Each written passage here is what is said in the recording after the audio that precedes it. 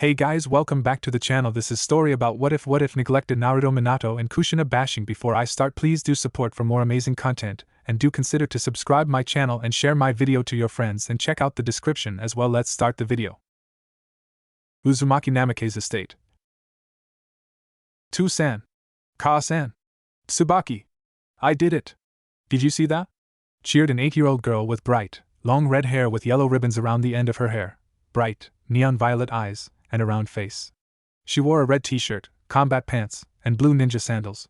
She looked an exact copy of her mother with the exception of the yellow strands that outlined her hair, and the fact that she is younger. That was amazing, One-chan, squealed a 7-year-old girl with dark, long blood red hair, bright blue eyes, and wearing a red t-shirt, a black shirt, and blue shoes. She looked similar to her mother and her sister with the exception of her dark red hair. That's great, Narumi-chan, applauded a handsome man with spiky blonde hair with 2 long bangs down the side of his face. He had ocean blue eyes and an angular face. He wore a dark blue, long-sleeve shirt, black sweatpants, and stood about a height of 5'8". At the moment, the man, Minato Namikaze, the 4th Hokage of Konohagakure and the Yellow Flash of Konoha, was watching his daughter train. This girl, now known as Narumi, is the daughter of both Namikaze Minato and Uzumaki Namikaze Kushina. Narumi smiled and continued her training on sensing her chakra and calling it out. She just started training with chakra and her dad was teaching her how to control it. Great job, Narumi-chan. You and Tsubaki-chan will be great kunoichi in no time, said a redhead who just came in when she saw her daughter call out her chakra. She stood at a height of 5'4", had bright, red hair, and a heart-shaped angelic face. She wore a hair clip on her hair, wore a red t-shirt and sweatpants. She had a body of a goddess that would make any male or female die of a nosebleed. With long, slender arms and legs, and an impressive bust ranging from C cups to D cups, this woman is Uzumaki Namikaze Kushina, the red hot-blooded habanero and Konoha's Red Death. Thanks, Ka-san. I can't wait until me and Tsubaki become great kunoichi like you, Narumi replied with a cheesy grin, making both Minato and Kushina smile at their child's energy and attitude. In the distance, leaning against a tree, was a little boy who's the same age as Narumi and also a year older than Tsubaki. He has wild, spiky blonde hair, icy, electric blue eyes, and a round face. He stood about the height of 4'8", and was wearing a gray t-shirt and sweatpants. He looked like any normal healthy kid, but one thing different about him was the 3 whisker marks on each side of his face. His name is Uzumaki Namikaze Naruto, older twin brother of Narumi and the second oldest child of Minato and Kushina, and Jinchuriki to the soul of Kyubi, and the Imperial Queen Dragon Empress, Arwen. On top of the family's house was a young, 12-year-old girl, the eldest child of the Uzumaki Namikaze family. She had long, blonde hair with red tips tied in a ponytail, dark, violet blue eyes, a heart-shaped face, and wearing an orange, pointed hoodie over a red t-shirt, black combat pants, and black boots. Equipped on her are 2 bracers with hidden blades, a sword, a dagger, and a tomahawk strapped to her hip, and a bow with a quiver full of arrows on her back. She is Uzumaki Namikaze Naruhi, a prodigy of a kunoichi who graduated from the academy at the age of 7 and became chunin at 9. She is also an assassin. At the moment, Naruto was frowning at the lovely family scene that was happening at the family's private training area. At the same time, Naruhi heard the cry of an eagle and looked up to find one. Realizing that it was a signal for a new mission with her team, she took off, glancing at Naruto forlornly as she left while paying the rest of her family no mind. Meanwhile, Naruto just shook his head at the family scene and walked away back into the house and into his room where he did some training of his own under the supervision of Kurama-kyo aka the Kyubi no Kitsune. Yes, Naruto knows about Kyubi's soul sealed inside of him, while Narumi, as well as Tsubaki, has the chakra.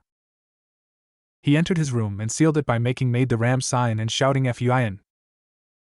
He then laid down on his bed, remembering what happened a long time ago that made him what he is now.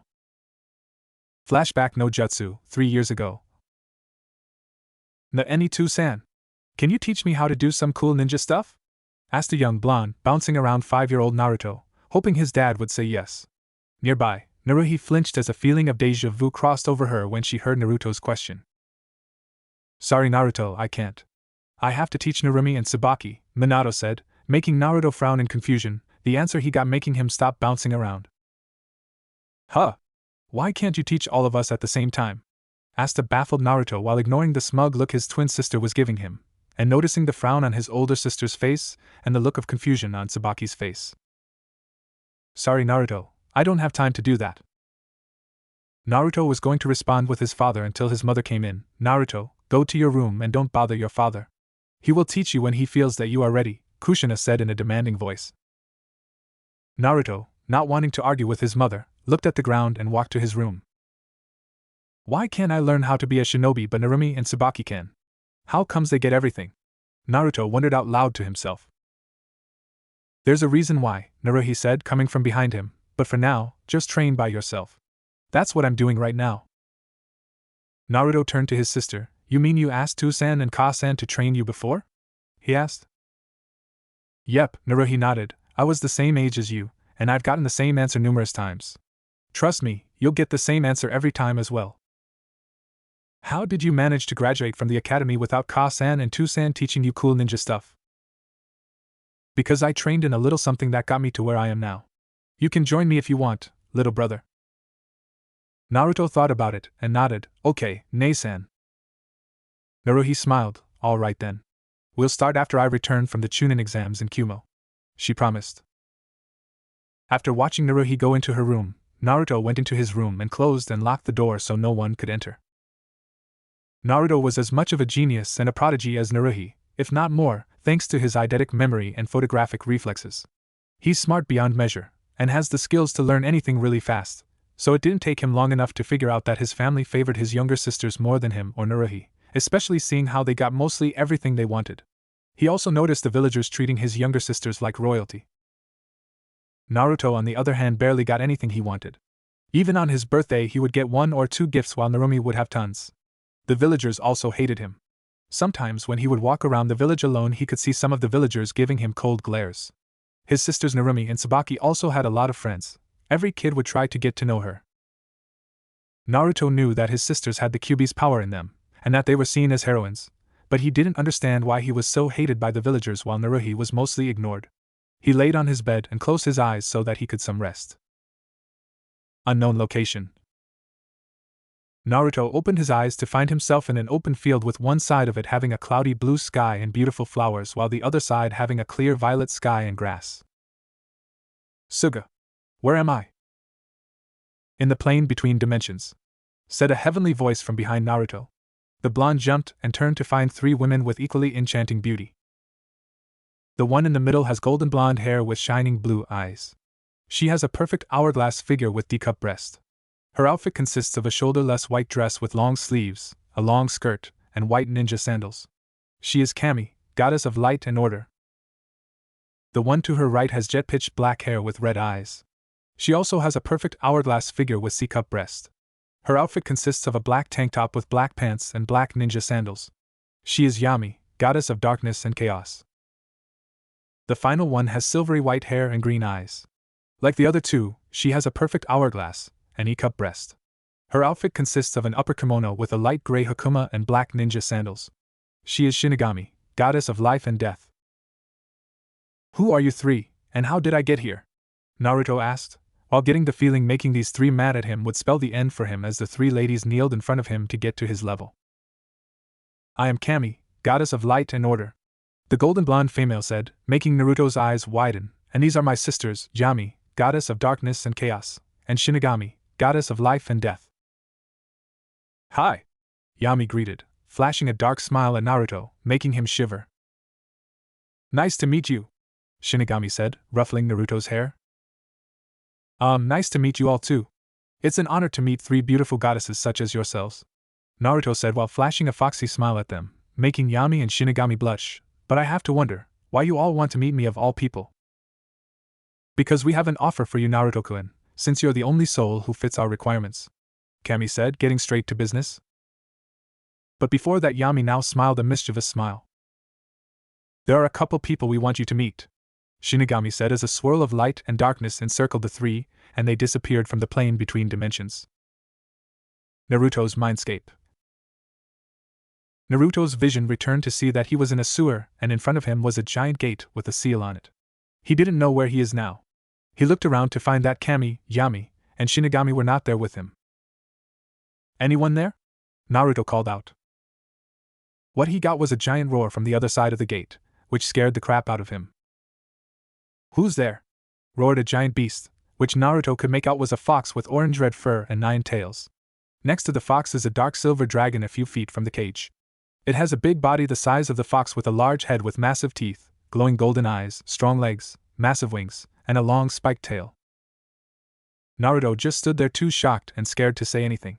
The fox and dragon looked down, saw Naruto, and both started to chuckle. "So our jailer finally graces us with his presence," the fox said, grinning, showing off 2 rows of pointy teeth. Naruto got out of his shock and looked at the fox, confusion written over his face. "Jailer? And who are you two and where am I now?" Naruto asked. "Yes, you are our jailer. And to answer your question, I am the great and awesome Bijou, the Kyuubi no Kitsune. This one right next to me is Arwen, the Imperial Queen Dragon Empress, and we are in your poor excuse of a mindscape," the fox replied, now known as Kyuubi. Naruto's eyes widened in shock. The Kyuubi sealed inside him, along with the dragon? He heard stories of different dragons in the Kyuubi, but didn't really pay attention because he was too small and didn't go to school yet. "I can see the dragon, but you're the Kyuubi? I thought you were dead," Naruto stuttered, who's shakily pointing at the giant fox. "And how did you end up sealed inside me?" he added, pointing at Arwen now. Arwen shook her head. "Like my kind, no mortal can kill a Bijou child. As for me, I was flying around and well, curiosity got the better of me and got caught up in the ceiling." Naruto paled. "Are you going to kill me?" he asked fearfully. Kyuubi and Arwen shook their heads and looked at Naruto, chuckling. "Of course we won't, Kit.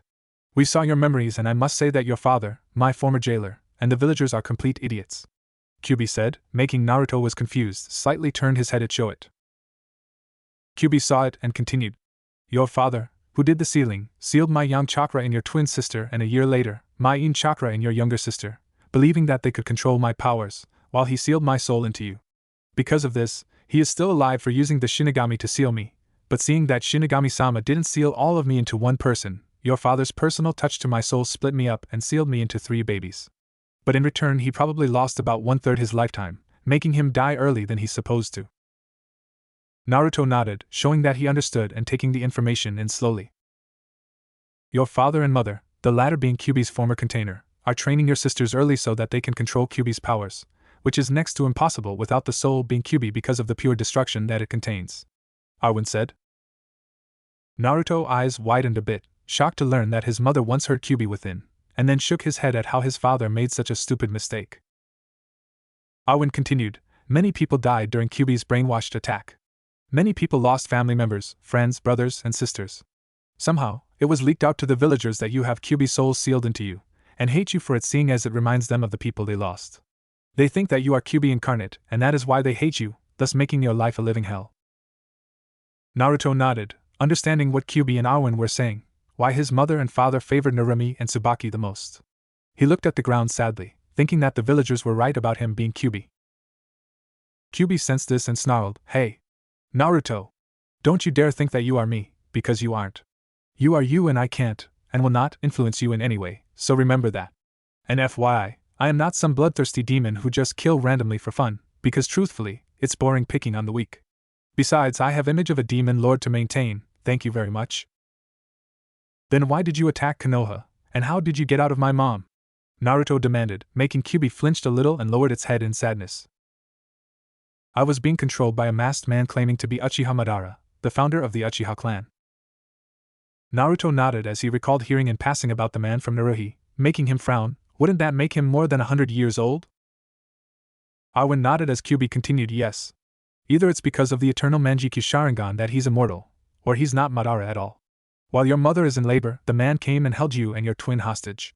Your father saved you too, but managed to separate him from your mother, and ripped me from her seal. He then used his blasted Sharingan to trap me in a genjutsu to control me. What she doesn't know yet is that that man's Sharingan has the same energy signature as Namikaze Minato's scarecrow of a student," Arwen thought to herself. Naruto only nodded since this was a lot to take in for a kid his age. At the same time he was thinking. He suddenly came to a conclusion and looked at Kyuubi with determination in his eyes. "If that's the case, I'll beat this masked guy for you," Naruto declared, shocking Kyuubi and Arwen. "You seriously think you can beat him?" Kyuubi asked, reeling from the shock. "Yeah." Naruto thumps his chest proudly, "You can count on me." "Only if you train him," chided a familiar, heavenly voice. Naruto turned to find Kami, Yami, and Shinigami. Kyuubi and Arwen suddenly paled. Kami-sama! Yami-sama! Shinigami-sama! They squeaked, bowing low. Rise, Q and Arwen, and revert to your human forms. Kami ordered. Kyuubi, now called Q, and Arwen nodded as a bright light filled the area. When it died down, two goddess-made-looking humans appeared before them. Q has orange-red hair, blood-red slit eyes, a perfectly heart-shaped, cute face, and two crimson fox ears, making her even more adorable and sexy. Her body was that of a goddess, with a perfect hourglass figure, long slender arms and legs, and an impressive bust ranging from D cup to DD cups. She stood about a height of 5 feet 4 inches, and has a slightly tanned skin. Above her but were 9 ghostly crimson tails. Arwen has dark silver hair, dark white slit eyes, and a young, slightly regal face. Her body is also like a goddess with a perfect hourglass figure, slender arms and legs, and E-cup breasts. She stood at a height of 5 feet 7 inches and has pale skin. Above her but is a solid, scaly dragon tail. Thankfully they're both wearing kimonos, sparing Naruto of his innocence. Arwen-san I already knew, but Kyuubi you're a girl? Naruto stammered as he pointed at Q, who nodded, amused at her container. Is that problem? She teased, making Naruto shake his head furiously. So Q, Arwen, you will train him then? Yami asked them. Q nodded. I know we will. But I won't make it easy, of course. I want Naruto-kun to be beyond the level of a Kage shinobi so that he can pay that bastard Minato back for using him as a scapegoat, just so the villagers can relive their pain. Arwen simply said, same here? Yami smirked. I'll take that as a yes. What I don't understand is why Kushina won't train Naruto-kun and Naruhi. Shinigami said, last I checked, and Uzumaki always look after their own no matter what. Being the former jailer of Q, it's completely out of character, even for her. You have a point. Despite her being my former container, even I'm stumped. Q said, sweat dropping. Obviously she follows and listens to Minato like a lost puppy, never doubting him on anything. Yami piped up. Q suddenly remembered something. Now that you mention it, it started after when Minato saved Kushina from some Kumonin when they kidnapped her, resulting in hero worship. All in all, she became the very thing she hates, a loyal fangirl. Arwen concluded, making Kami, Yami and Shinigami scowl at the word, disgusting. A moment of silence later, Naruto spoke up. I don't much about fangirls, but what about this offer you mention? Oh, right. Kami turned to him, looking straight at the blonde, Uzumaki Namake's Naruto. As our child of prophecy, you are destined for great things here in this plane. Because of that you'll be able to bring peace not only to the elemental countries, but to the world, and other worlds as well. Due to your blood, you have a perfect soul with the right amount of light and darkness within it, Shinigami added. With that said, will you become our avatar? Yami offered. You are the child of prophecy me and my sisters foretold after all. Naruto was floored. He was given an offer by the 3 most powerful goddesses to become their avatar, their harbinger if you will. He thought about it, and realized that not only will he have the power to protect his precious people, but stick it to that self-righteous blonde prick of a Hokage. The decision was pretty obvious at this point. I accept, he said, under one condition. Name it, the goddesses, the vixen, and the dragon lady said at once. Naruto stood for a moment before bowing low to the ground. Please don't betray me. Kami, Yami, Shinigami, Q, and Arwen all blinked before walking over to Naruto and pulled him into a hug. Of course not. We would never do that, Naruto-kun. Don't ever doubt us, Kami said, smiling. Naruto hugged back. Thank you, Kami-chan, Yami-chan, Shini-chan, Q-chan. Arwen-chan. The goddesses, Chakra Demon, and Dragon Lady blushed at the new nicknames their soon-to-be avatar gave them as they broke apart. Then Naruto of the Uzumaki and Namake's clans, become our avatar. The 3 goddesses spoke in one voice. The area became flooded with power as the 3 goddesses poured part of their power into Naruto. Tattoos started to form on Naruto, with the kanji for angel appearing on his left shoulder, the kanji for devil appearing on his right shoulder, and the kanji for reaper appearing on his upper back. We will be seeing a lot more of each other. Make us proud, Naruto-kun, Kami said as she and her sisters faded from his mindscape, which started to grow faint. What happening? Naruto asked, confused. You're waking up from your nap. Arwen said, we'll open a link where we can talk without you always going into your mindscape. Naruto nodded, relieved to know he didn't have to be asleep or knocked out to talk to his new senseis. Oh, before I forget, can you change your mindscape to something more comfortable? The sewers can get boring real quick, Q added. Sure thing, Kyubi-chan. I'll make you a fox den. And for you, Arwen-chan, a dragon cave. Arigato, Naruto-kun, they said, smiling. With that, Naruto faded out of his mindscape and woke up still in the same position on the bed. Flashback Kai. Present day. Throughout the years, Naruto has been training very hard. Every day, he would train himself until he was exhausted and couldn't move. He would usually train in his room or in a secret training area where his so-called parents wouldn't catch him. On occasion, he would train with Naruhi, who recently became a newly minted Chunin, and would take the time to teach Naruto what she learned in the field whenever she could. Since he was a kid, he couldn't lift weights yet, or else he would damage his muscles, so Q gave him a routine he would have to do every day, proving herself to be a psychotic teacher. He mostly worked on his endurance and stamina, but would also build his muscular strength with body weight exercises such as push-ups, sit-ups, pull-ups, body squats, and crunches. Arwen would also have him work on his chakra control since he had an extremely large chakra reserve, currently unlocked at high genin to low chunin at the moment. His routine every day would be 100 push-ups, followed by 100 crunches. He would perform this in several sets, usually taking about an hour or so to complete. Then he would take a short break and do 100 pull-ups and 100 squats in several more sets, which he kept at for about another hour. After this, he would run around the village 3 times, which took about 2 hours, and spend 3 hours doing chakra control. He would do this every day and wouldn't cheat or take any shortcuts. When he first began his training, he started doing 1 set of 20 of each, then as time passed by and he became stronger, he started to do more and more. Eventually he came to where he is now, doing several sets of 100 repetitions of each exercise. Eventually, Naruhi got him interested in seals and started him off on Fuin Jutsu. Naruto guessed that it ran in the family since his father and mother were seal masters themselves. He read how to do simple seals like a storage seal. He figured out how to make a simple storage seal from scratch, but during his study he came across several seals that caught his attention. It was the gravity seal and resistance seal, seals which applies extra gravity and resistance on the user, making it harder for them to move, but when released they would become faster and stronger. Naruto knew the seals would help him greatly with his training. So with the help of a hesitant Naruhi, he figured out how it worked and applied it to himself. Also during his training, Arwen told him to go to the library to read some books and scrolls on jutsu he may find. He did as he was told, using Arwen's residual chakra to copy the whole library, but didn't find much. So Q told him to sneak into the Hokage's library and find the forbidden scroll of sealing. Naruto did what he was told and surprisingly, he actually got in. Q then instructed him to find a jutsu called Kaige Bunshin no Jutsu, shadow clone technique, and for him to know the hand seals and how to do it. It didn't take him long to find it since it was the first thing on the list. After several minutes of reading and rereading, he learned the ins and outs of the jutsu, and put the scroll back where he found it after copying it too, and went back to practice what he learned.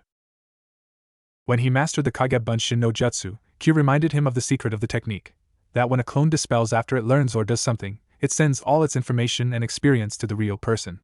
Naruto was ecstatic, as he realized could even do a year worth of training in little more in a day, making him even stronger. Afterwards, Q and Arwen proceeded to start teaching Naruto their taijutsu styles. With many good things, there are also bad situations.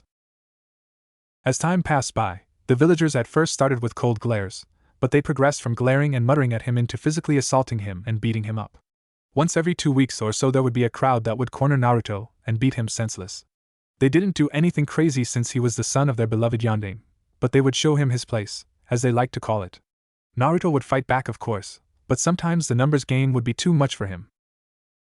Some of the children around Naruto's age wouldn't hang out or talk to him. Instead they would all flaunt over Narumi and Tsubaki and give him cold glares, and his own younger sister wouldn't do anything to stop it. Some of the people who tried to be his friend only did it so that they could get close to Narumi and Tsubaki. During the academy he would be ignored, but Naruto didn't really mind since he was pretty much alone from the start with the exception of Q and Arwen. Though there were several people that befriended him, the Hyuga twins, Hinata and Hizana, and their little sister Hanabi, the Yamanaka twins, Ino and Kyoko, the Haruno twins, Sakura and Sakuya, Inagami Akira, and Higurashi Tenten.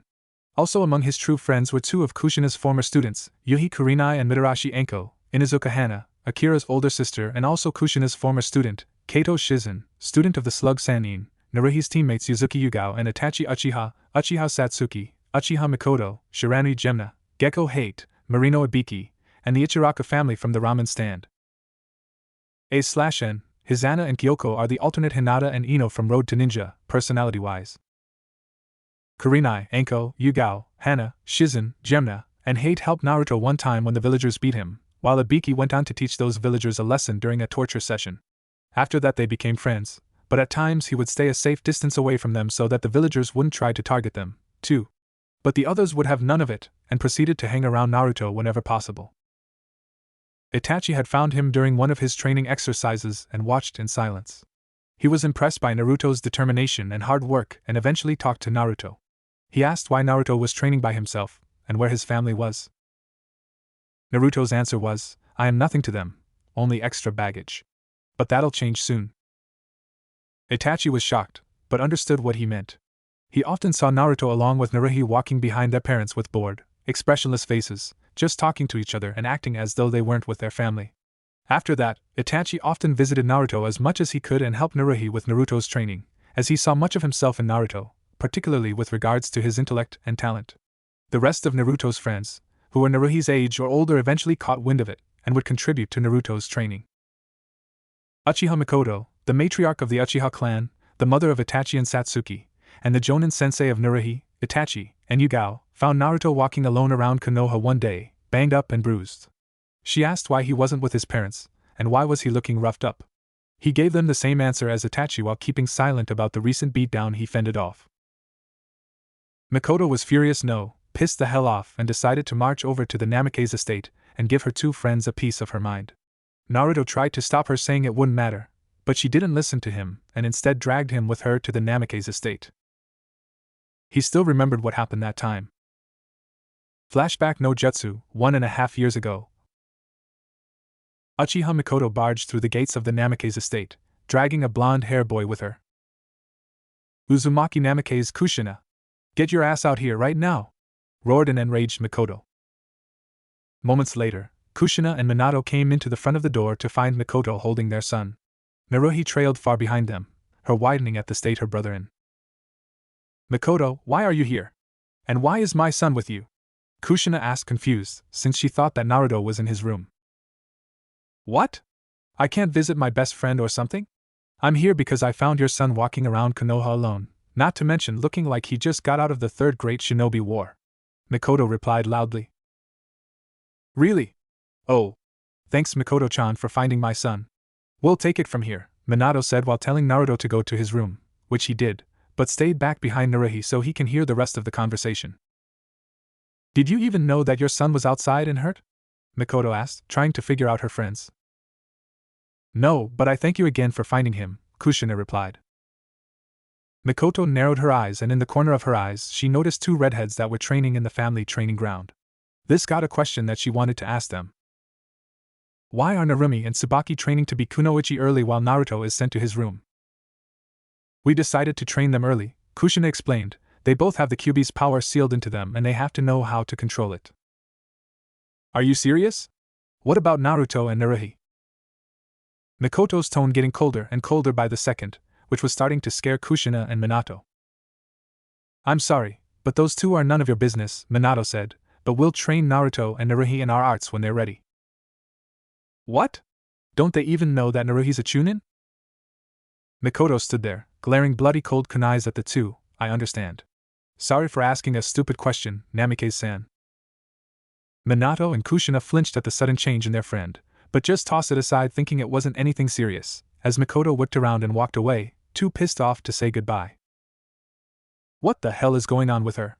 She wondered. Kushina is now what she hates, a fangirl. It can't be his doing, can it? Flashback Kai. Present day.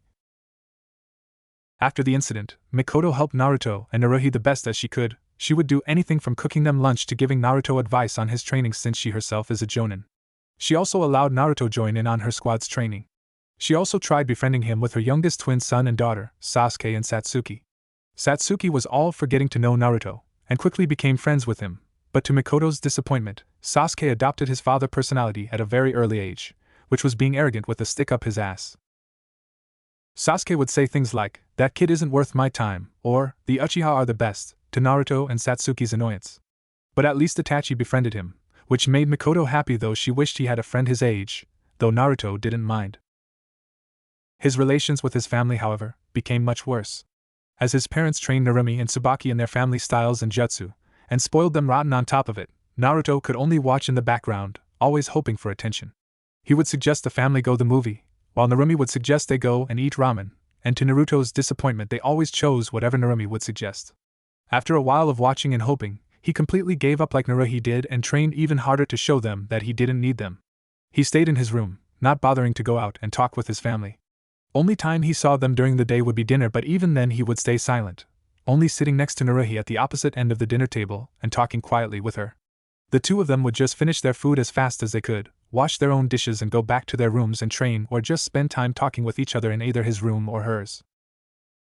When the family went on walks around the village, they would stay even farther back from the rest of the family than before, while Narumi would usually lead the family to their destination.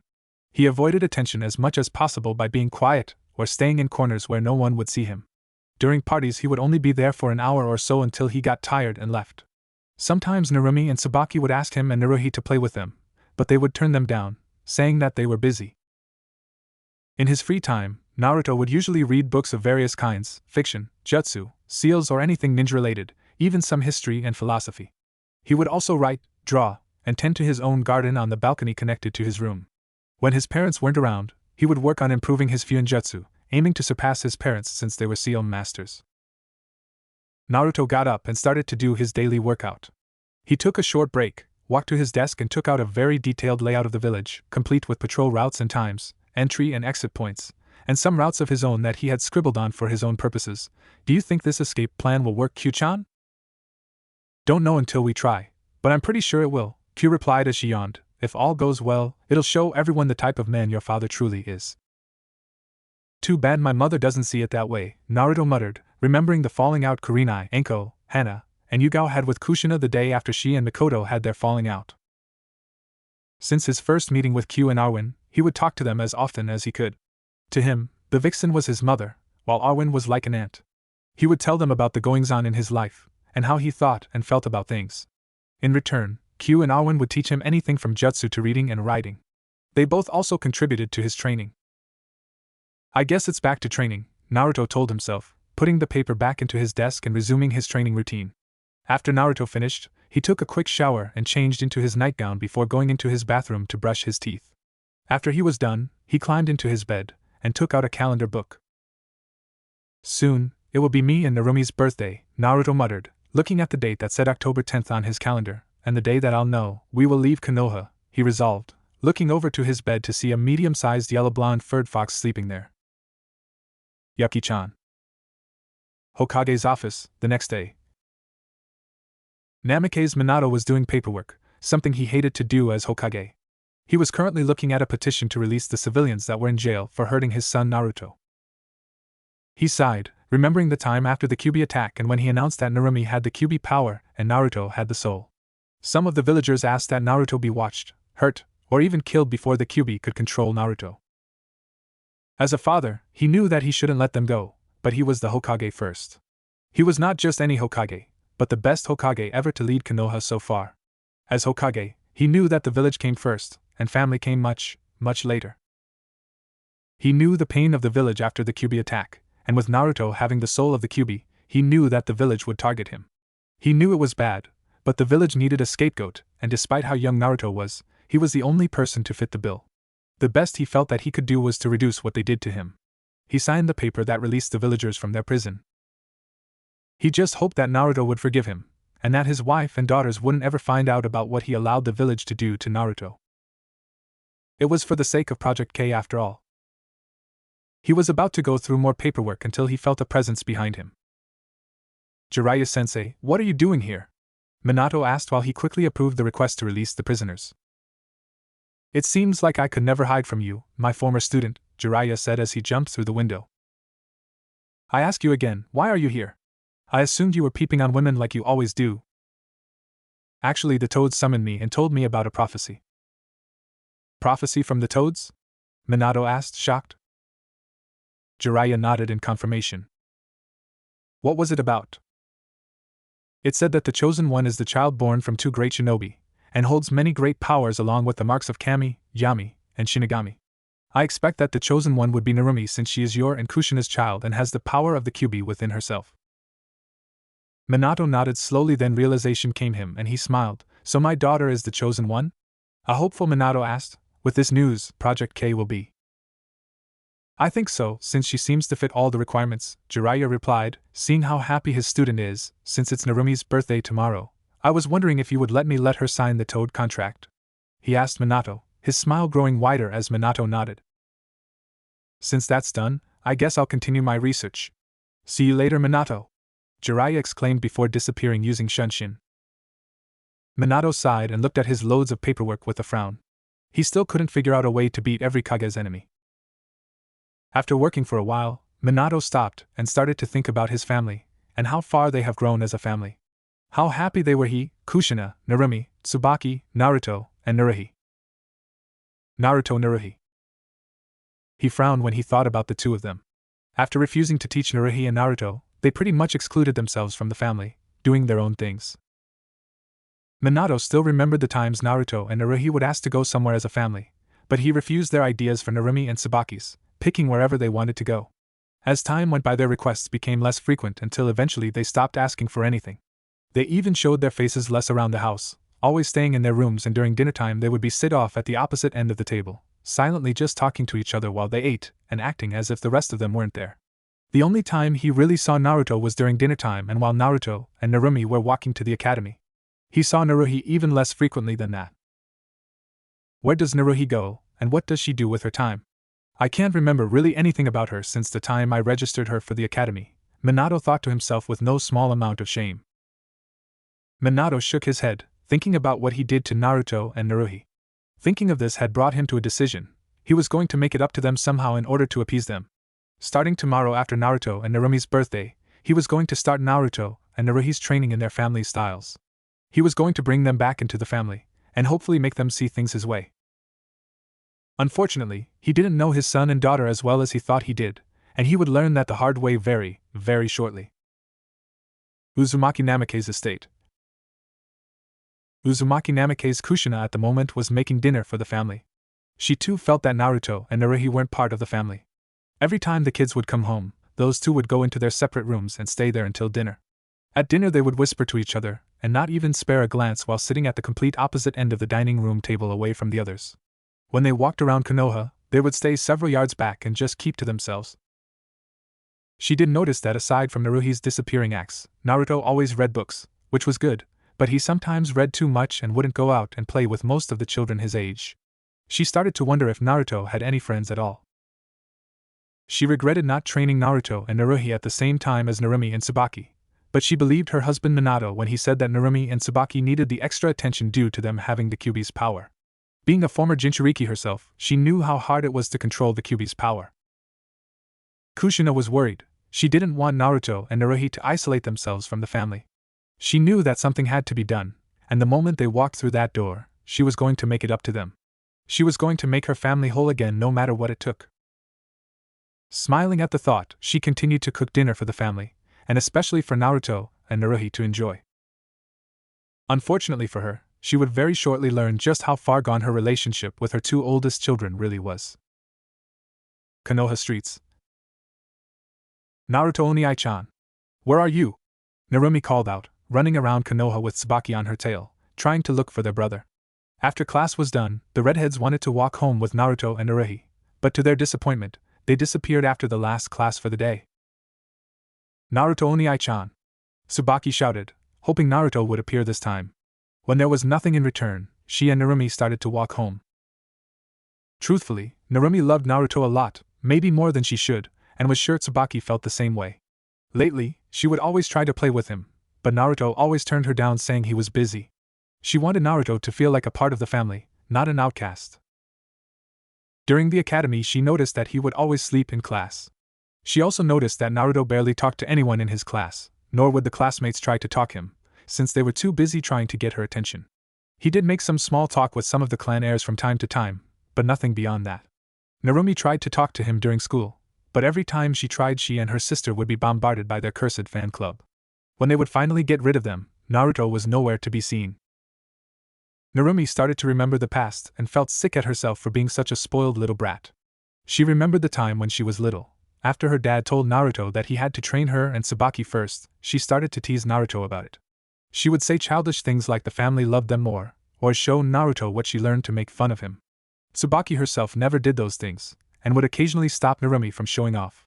When Naruto would suggest they go somewhere, Narumi would always try to one-up him by suggesting they go to another place, knowing that every time their parents would choose her suggestion over his. There were times when Tsubaki suggested they go to the places Naruto would suggest, but sometimes Narumi would overrule him. Remembering these things made Narumi just wanted to go back in time and punt her younger, spoiled self into an active volcano. Preferably empty Fuji. Narumi and Tsubaki walked home alone, another day without Naruto, or even Naruhi. While they walked home, she remembered that tomorrow was her and Naruto's birthday. She smiled and thought of a plan to get her now beloved brother back along with her older sister. By the time she got home, she finished thinking of a plan and was going to start at the moment Naruto and Naruhi walked through the front door. Uzumaki Namake's estate. Kushina was still cooking dinner, making their family's favorite food, ramen, just as she heard the door open. She turned to see her husband Minato at the door taking off his shinobi shoes. Got off work early, dear? Kushina asked. Minato looked up to see his wife in an apron cooking dinner, making him smile and nodded yup. As he walked into the kitchen, he gave his wife a kiss on the cheek, and then saw that she had concern written on her face. What's wrong, Kushina-chan? He asked. It's Naruhi and Naruto. I feel like they're not part of the family anymore, Kushina said sadly, and she started to tear up, prompting Minato to hug and try to cheer her up. It's okay, Kushina-chan. Starting tomorrow after the birthday party, I will be starting Naruto and Naruhi's training, he said, trying to relax his wife. Kushina looked at Minato with a smile on her face. I bet they'll love that. I know they will. Just then the door swung open and Narumi and Tsubaki came barging in with determination in their eyes. Ka-san, make lots of ramen today! Narumi yelled as she and Tsubaki went to their rooms to change out of their kunoichi outfits. Kushina and Minato were a little surprised by their daughter's reaction, but they did get that from their mother. Wonder what's gotten her all excited? Minato wondered. Maybe she feels the same way we do about Naruhi and Naruto, Kushina guessed, noticing that Naruto and Naruhi weren't with Narumi and Tsubaki, nor were they home yet. Hey, speaking of them, where are they? She asked, wondering where her oldest children could be at the moment. When Minato heard this, he cringed a little knowing where at least Naruto could be, but was caught by Kushina, looking at him in confusion. As if on cue, Naruhi came through the door, carrying Naruto on her back, the latter with several bruises and cut marks on his arm and legs, muttering, ow, repeatedly, with him and Naruhi not noticing their parents yet. Stupid villagers can't tell the difference between a jailer and the tenant. They think I'm going to destroy them since I have Q-chan's soul. I don't even have the power, so how can I destroy the village? Plus, I'm not even a girl, not that they know that she's female. Naruto grumbled quietly to himself as Naruhi immediately started to climb the stairs to get Naruto to his room as quickly as possible. Man, if I haven't brought those stink bombs with me, I would have been overrun. This is what I get for overdoing the training. I did tell you to ease up on the training, Baka. You're just lucky they had such a foul stench so that I could smell them from far away, Naruhi said, but those damn villagers have attacked you for the last time. Next time, I'll pump them full of poison, she muttered in herself. Naruto sniggered at that. You do that then. No doubt Yuki-chan's worried sick about me. Kushina looked in shock to see her son was injured, while Minato looked away. Kushina quickly ran to Naruhi and Naruto with Minato following shortly behind her. Naruto! Naruhi! She called out. Naruhi turned around to see both Kushina and Minato looking at her and Naruto. Yes? Was Naruhi's curt reply. What happened to your brother? A worried Kushina asked, looking at his damaged form. Naruhi was about to reply when Naruto cut across her. Oh, this? I was climbing a tree, but slipped and fell down. I'm fine, really. Naruhi frowned at her brother. She was going to tell her parents what really happened, but now that she thought about it, it wouldn't do any good. Kushina didn't want to leave Naruto alone, but guessed that Naruto is fine as he said, so she let him go. Well, okay then, Kushina responded, though her doubt about Naruto's answer could be heard in her tone. If you're okay, then clean up and get changed for dinner. Naruto and Naruhi nodded, the latter carrying him back to his room.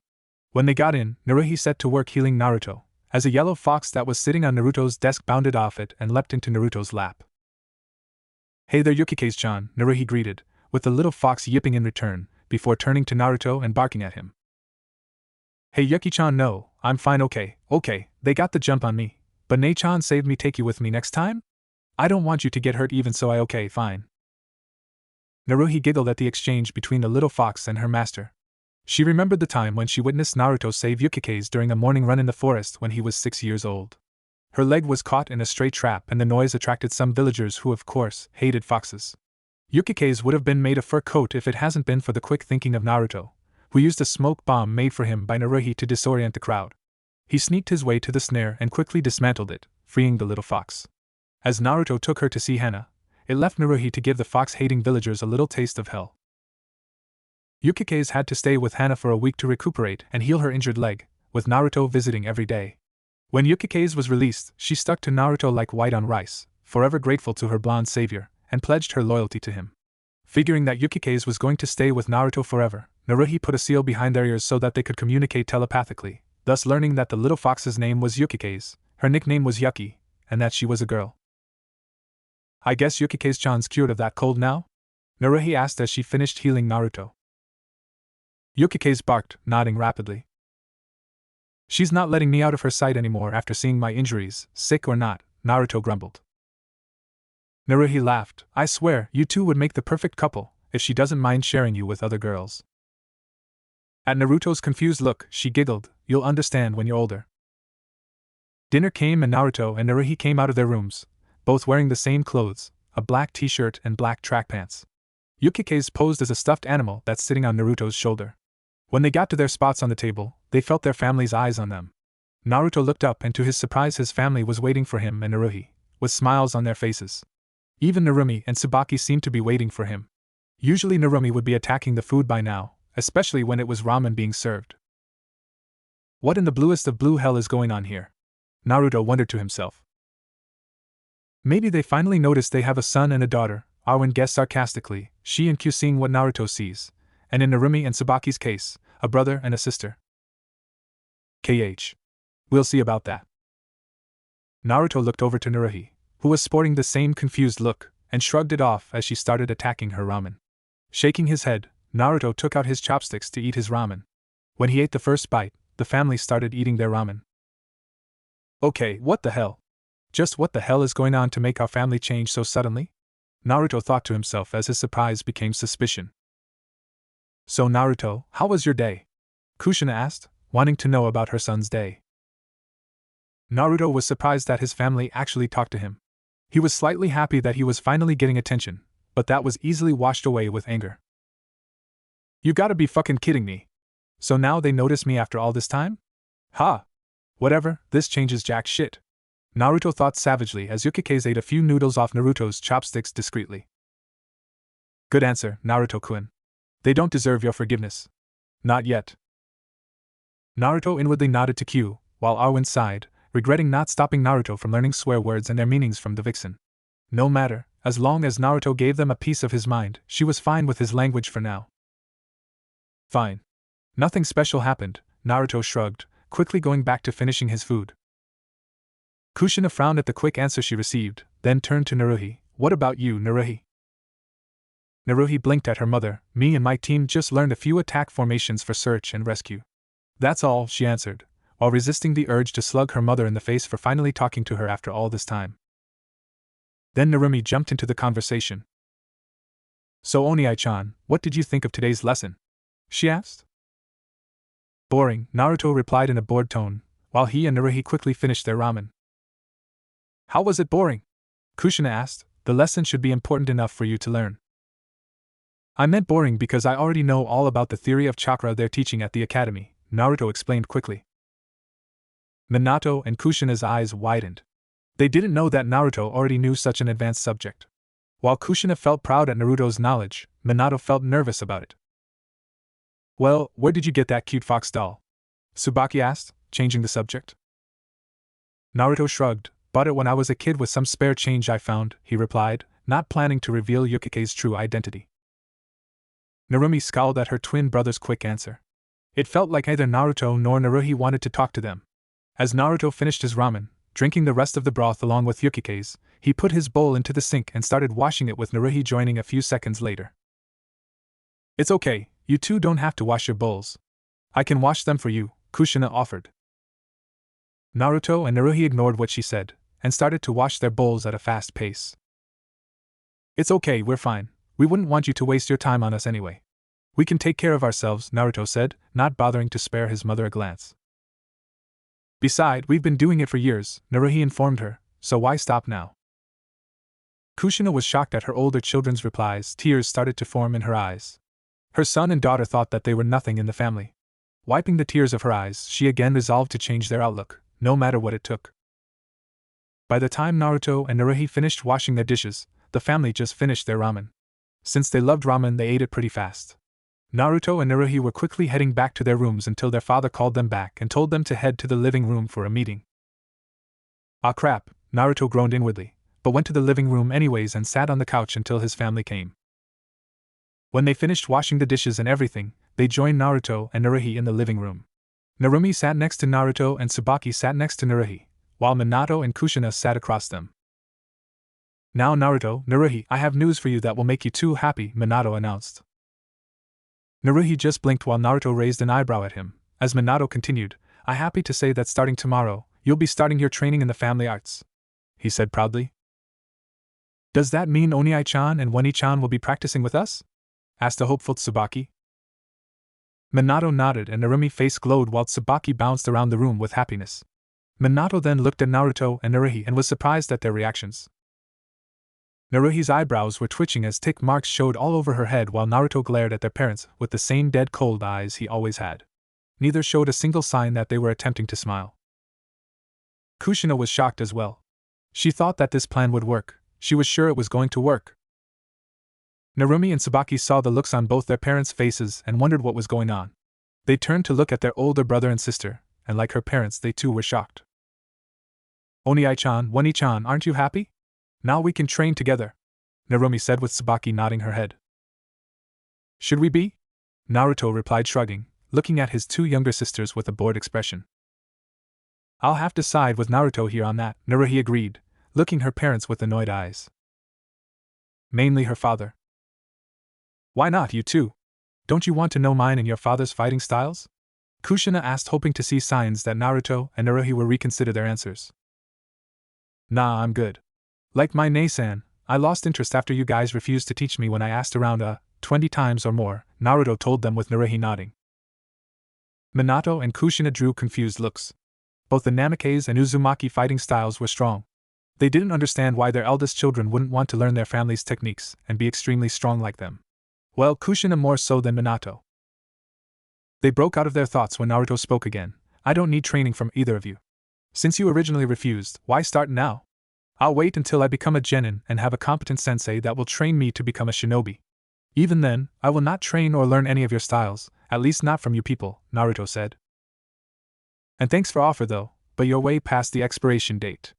I myself managed to graduate from the academy and become chunin early without your teachings, so I have to say I'm doing well without your fighting styles, Minato-san, Kushina-san, Naruhi added, wearing a sinful smile. Now if you don't mind, we're going to sleep. Good night, Minato-san, Kushina-san, Narumi-san, and Tsubaki-san, Naruto said, giving a mock bow.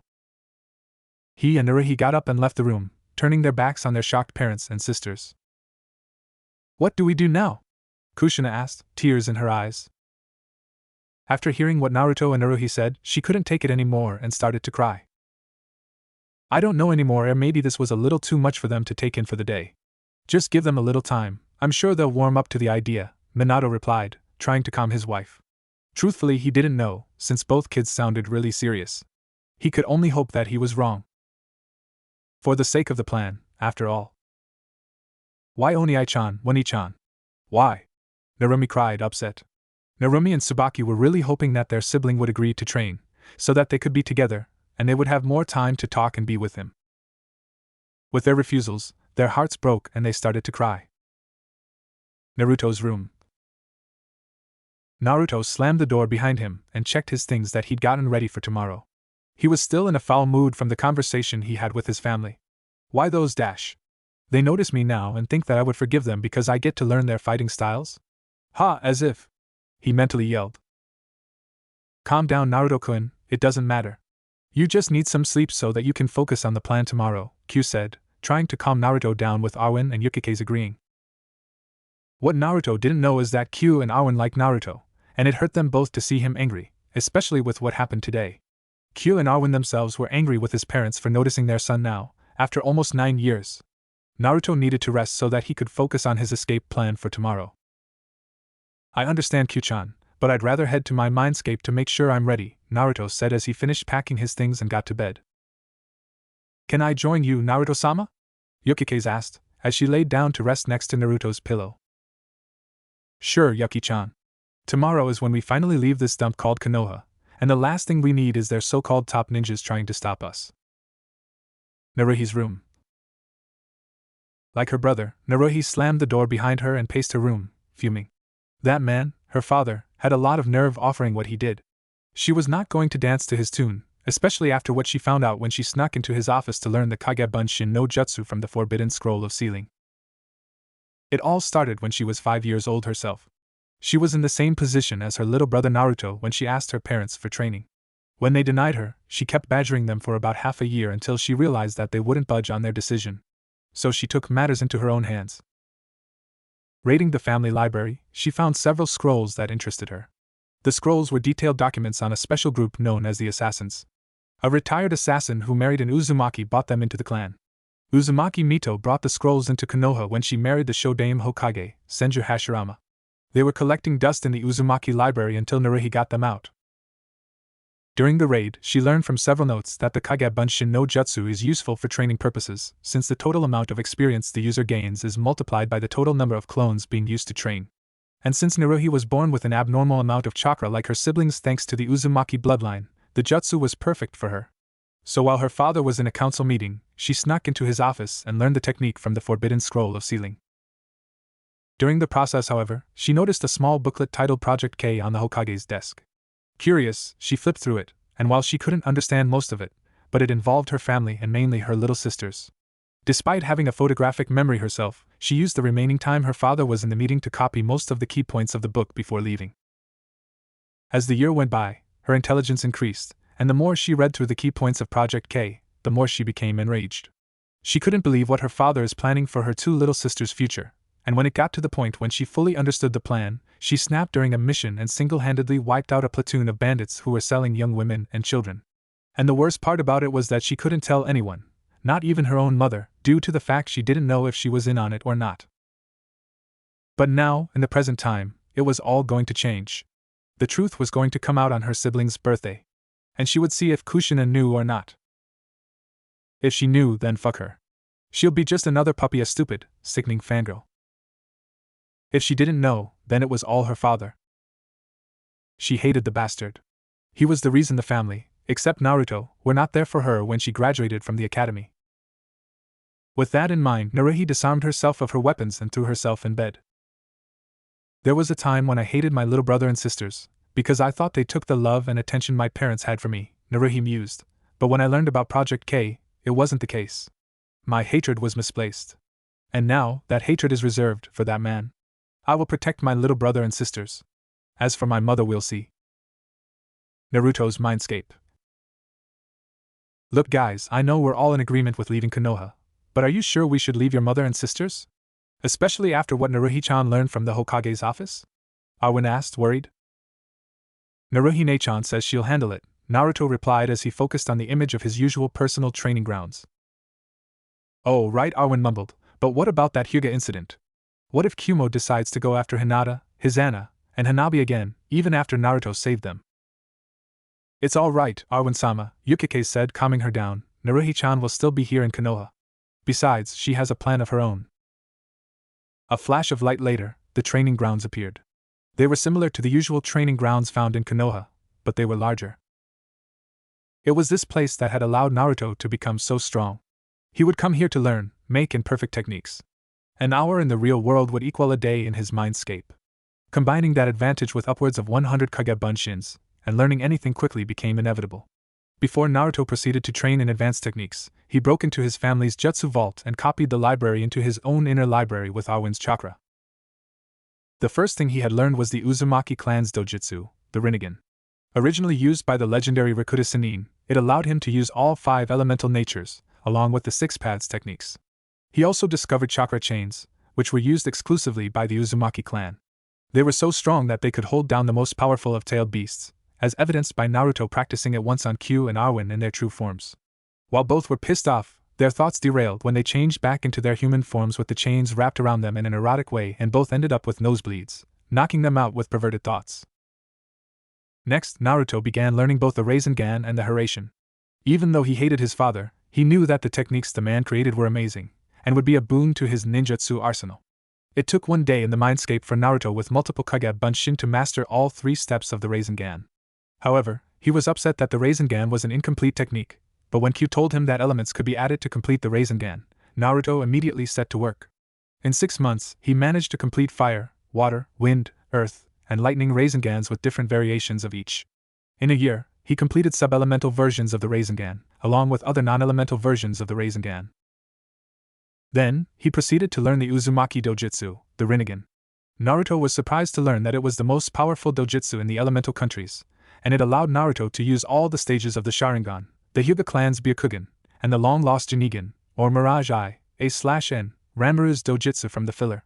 But for now, Naruto maximized his usage of the Kage Bunshin no Jutsu to quickly master all 7 paths of the Rinnegan. The end result got him bedridden in his mindscape for several weeks. Before Naruto could learn the Hiraishin, he went to work on Fuinjutsu after he recovered. After 3 months of going through Namikaze style and Uzumaki style Fuinjutsu, he set to work on the Hiraishin. It took another year in his mindscape, but he successfully managed to create a Hiraishin that doesn't need a marker thanks to months of rewriting, tweaking, and modifying the Hiraishin seal. Right now, Naruto is currently finalizing his training with the chakra chains he inherited from his mother with the help of Yukikes. He's already learning Genjutsu from Kurinai and Kenjutsu from Yugao. Senjutsu will come later from Q and Arwen. Hey Q, Arwen whispered. What is it, Arwen? Q grumbled. Do you really think Kushina would tolerate what the team's planning for Narumi and Tsubaki?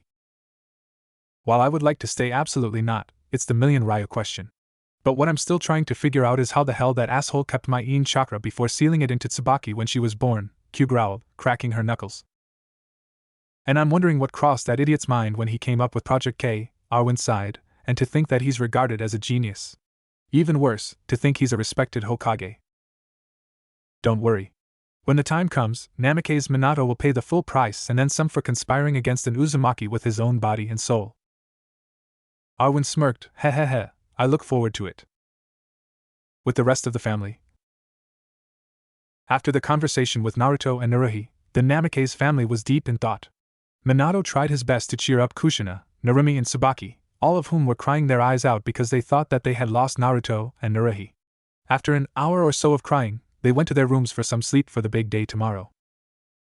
In Kushina and Minato's room, Kushina's face and eyes was still red and puffy from the crying. She went to the restroom to wash her face, while Minato tried his best to make sure she was fine. After they were both clean and finished with the night routine, they laid in bed together and fell asleep.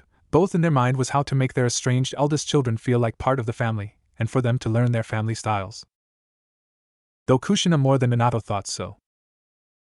As for Narumi and Tsubaki, they continued to cry in their own rooms. After a few minutes they had finally cried themselves out, and went to their personal bathrooms to wash their faces and do their personal nightly routines. During that time, their determination grew and both resolved to do everything they could to make it up to Naruto and Naruhi. Both of them got into bed and pulled the covers over them, letting sleep take hold for the night, both of them planning on ways to get their beloved brother and sister back. Uzumaki Namikaze Estates, next morning. Naruto woke up feeling better than yesterday. He was still somewhat angry about last night, but it didn't matter. Today was the day he was going to go through with his escape plan. He walked over to his desk and pulled out a small scroll that had his escape plan written out. Today was his and Narumi's birthday, not to mention the anniversary of the Kyuubi's defeat. Since today was a special day for Konoha, there was no school since everyone was preparing for the festival. That was the time when Naruto would make his escape. Everyone would be so drunk from the festival, plus Konoha security would be lax. However, there was only one problem with the plan, and that problem was certain members of his family. Apparently, they finally noticed him and were trying to get his and his older sister Naruhi's forgiveness. It wouldn't matter much since they would be too busy with Narumi's party to notice him anyways. Naruto sighed and sealed the scroll away on his body. Next, he picked up a sleeping Yukikaze and went to the restroom, where he splashed water on her, waking her up. She wasn't pleased, and she let Naruto know it.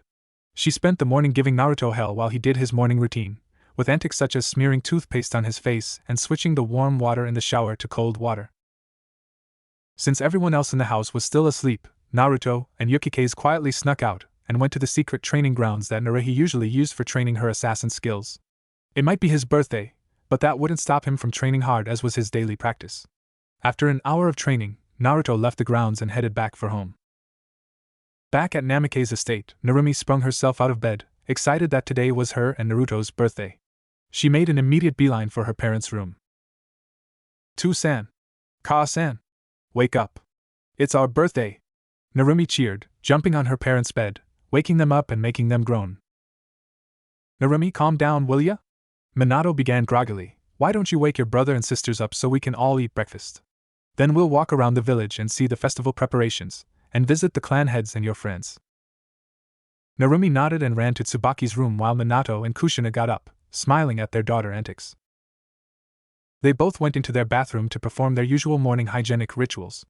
After they freshened up, Kushina went to the kitchen to prepare breakfast for the family, and Minato reviewed what he was going to teach Naruto and Naruhi. He decided to start them off with some of the minor things. After getting Tsubaki, Narumi and the latter ran through the halls and appeared in front of Naruto's room. However, both of them froze up when they got there as they realized that they'd never before set foot inside of Naruto's room. Narumi nervously knocked on his door instead, hoping Naruto would answer. "Oni-chan," Narumi called, knocking on her brother's door.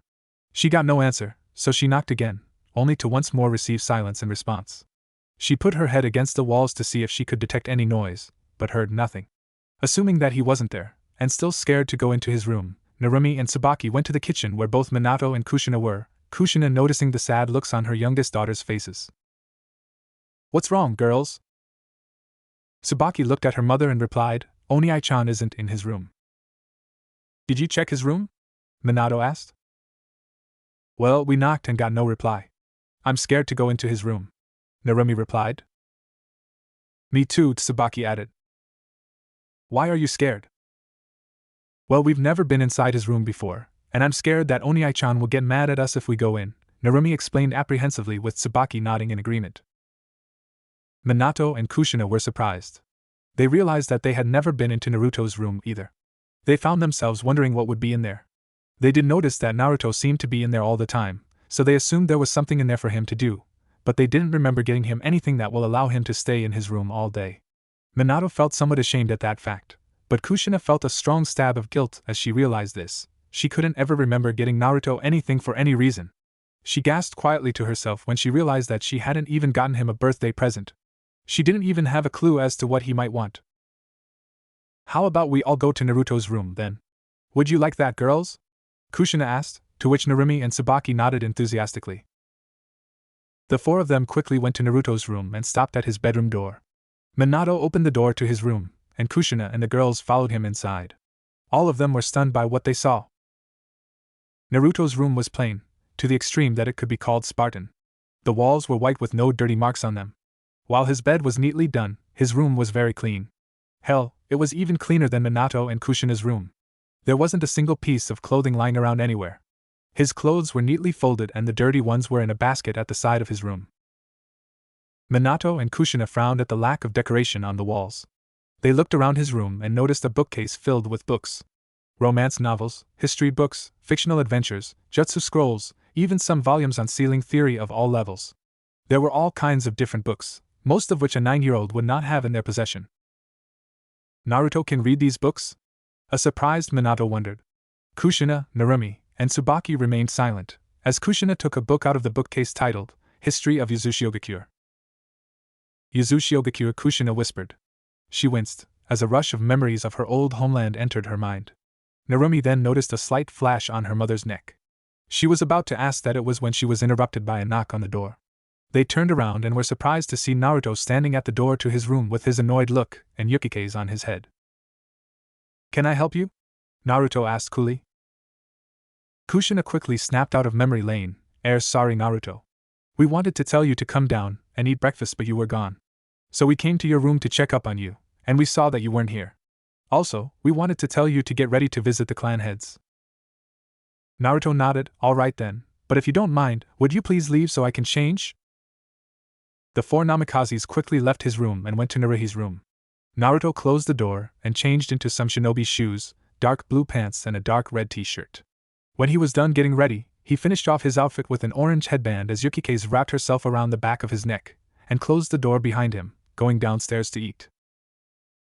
Meanwhile, when the others entered Naruhi's room, they were even more shocked than they had been at the appearance of Naruto's room. Expecting to find an ordinary 12-year-old girl's room, Naruhi's room was anything but.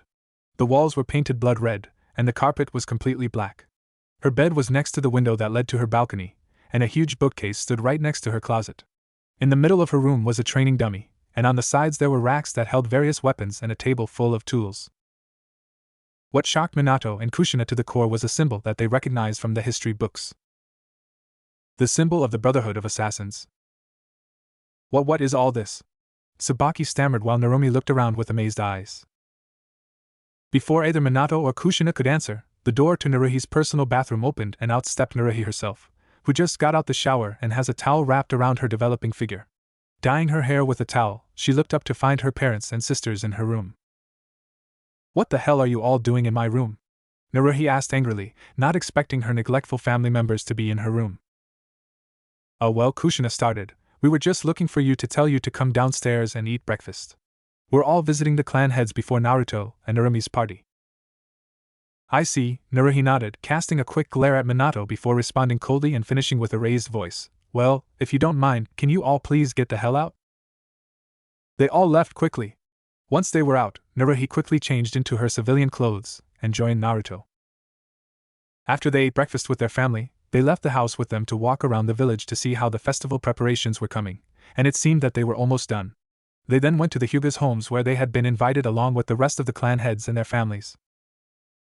At the Hyuga clan house, Hinata, Hizana, Hanabi, Satsuki, Akira, Ino, and Kyoko were all talking with each other. Shikamaru, Chuji, Kiba, and Shino were hanging around each other. Well, to be more exact, Shikamaru was sleeping while Chuji was eating chips, Kiba was playing with his puppy Akamaru, and Shino was silent, talking to bugs.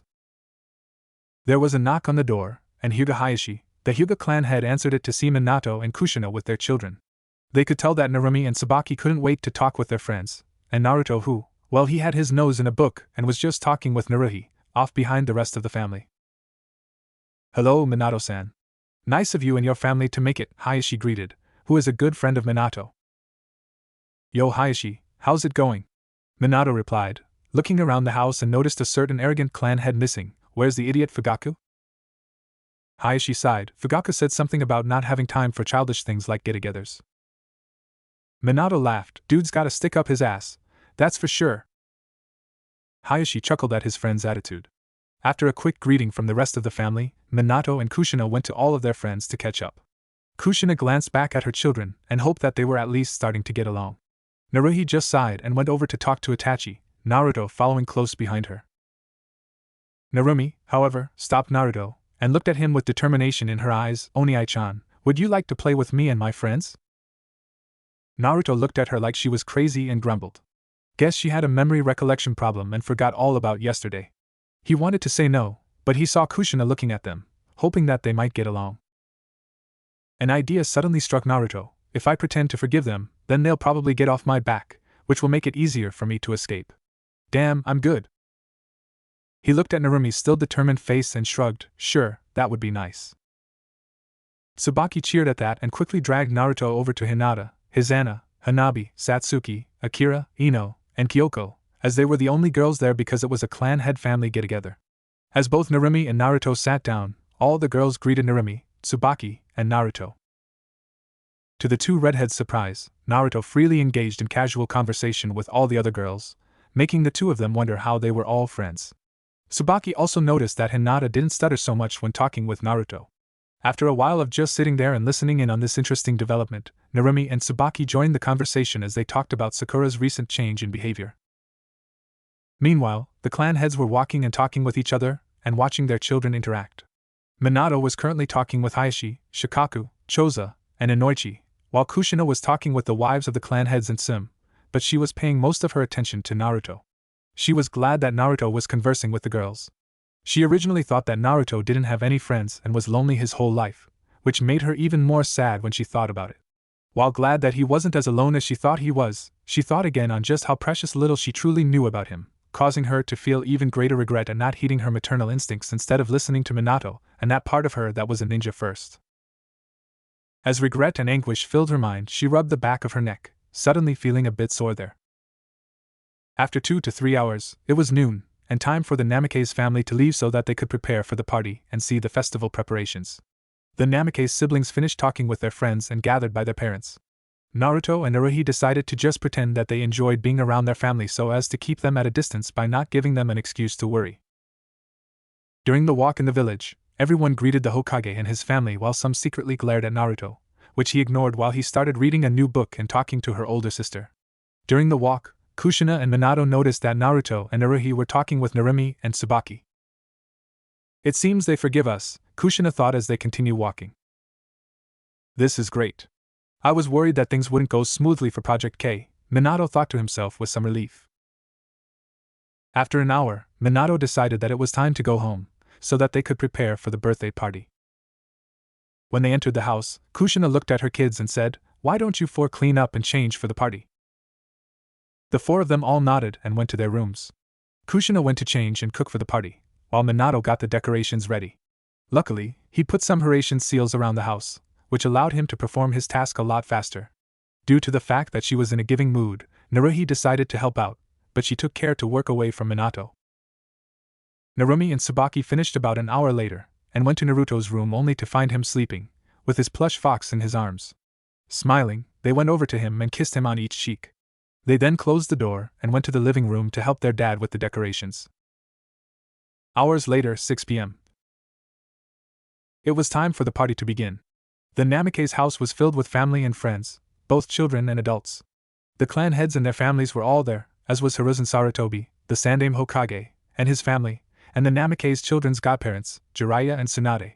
Itachi, Kurina, Anko, Yugao, Hana, and Shizen came by as well, but just for Naruto and Naruhi. Narumi and Tsubaki were currently talking with their friends. There were also some guys with them like Shikamaru, Kiba, Chuji, and Shino. Narumi and Tsubaki, though, were not engaged into the conversation. Instead, they were looking around, trying to find Naruto. Earlier, when they finished helping their dad with the decorations, they waited for their brother to finish his nap. They waited for a while, but then the guests started coming and their friends quickly bombarded them. Naruto was standing in the corner away from the crowd where no one could see him, his nose once again in a book while Yukikaze read along with him on his shoulder. While reading, he was also observing the party, watching everyone closely and paying attention to how the party was progressing, so that he would know the right time to make his exit. About an hour had passed and he finished eating dinner, yet he still observed the party with a keen eye. His patience paid off as he smirked when they started to take out the alcohol. Excellent. Now all I have to do is wait until they're all drunk, he thought to himself. At this point, Naruhi went over to Naruto. Are you sure you're gonna go through with this? She asked with serious eyes, her voice filled with slight apprehension and some sadness. Yes, Naruhi knew that Naruto was planning to leave Konoha, since Naruto himself told her. And she couldn't blame him, not with not the hell he suffered. But she would still miss him terribly, and wished she could go with him. Yeah, Naruto nodded. You'll have to say goodbye to the others. They'll miss you. I wrote each of them an individual letter, Naruto said, giving said letters to Naruhi. Can you deliver them for me? Naruhi went through them and frowned. There isn't one for Sakura, but I understand, given her current odd state. I'll give them to the others once you're safely away from here. Thank you, Nei-san, Naruto said, hugging his sister. Just be careful, my precious little brother, and you too, Yukikaze-chan, she said, petting Yukikaze and leaving a lingering kiss on Naruto's cheek, causing Naruto to blush slightly and smile warmly at her. 30 minutes later, most of the adults were drunk, including Minato, though he wasn't as drunk as the others. Damn, Naruto thought, still, better than nothing, I guess. Despite this, Naruto knew it was time for him to get the hell out of there, due to Naruhi winking at him. He got up to go to his room until a form in front of him stopped him. He looked up to see Itachi. Yo, Itachi-san, greeted Naruto. Hello, Naruto, where are you going? Itachi asked. Just to my room. I'm a little tired, so I need some rest. Itachi raised an eyebrow. This early? Yeah. Itachi only nodded and pulled a small box out of his pocket and gave it to Naruto. Your birthday present, Itachi said. Naruto took the box thanking Itachi and opened it. Inside were 3 scrolls. Confused, Naruto looked at Itachi, asking, "What is this?" "Couple of Katon jutsus I managed to copy from the Uchiha clan from me, some sword techniques from Yugao, and some unknown ones from your sister. Just don't tell anyone," Itachi muttered to him.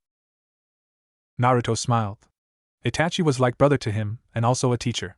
He thanked Itachi, gave him a hug and excused himself to go to his room. In his room, he got his things ready and checked to make sure he had everything he needed. In his backpack, he has a few storage scrolls holding food, cooking materials, and basic wilderness survival necessities. He also brought kunais and shuriken for protection, and several extra sets of clothes. Lastly were the scrolls that he received from Itachi, Yugao, and Naruhi, along with the books in his room. He packed his things and put on his backpack and on his shoes, opened the window and looked at his room once more before he would leave. He dug in his pocket and pulled out a picture of him and his family. He took out a kunai, sliced the picture in half, and threw it on the floor of his former room. "Let's go, Yuki-chan." "Hi, Naruto-sama," Yukike said, hopping into the hood of Naruto's hoodie and making herself at home. With that, he and his partner left.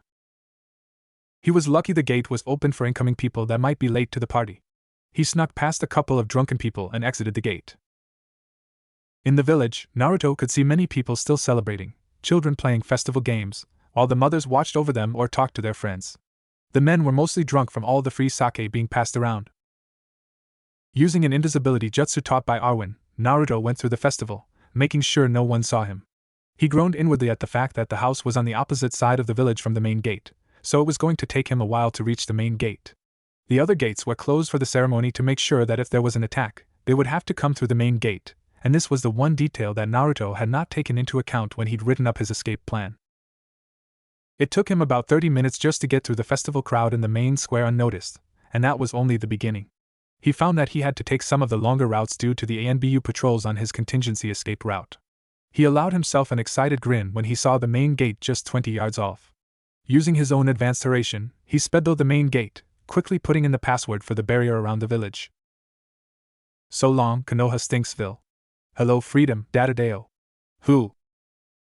Uzumaki Namake's house, 1 hour after Naruto left.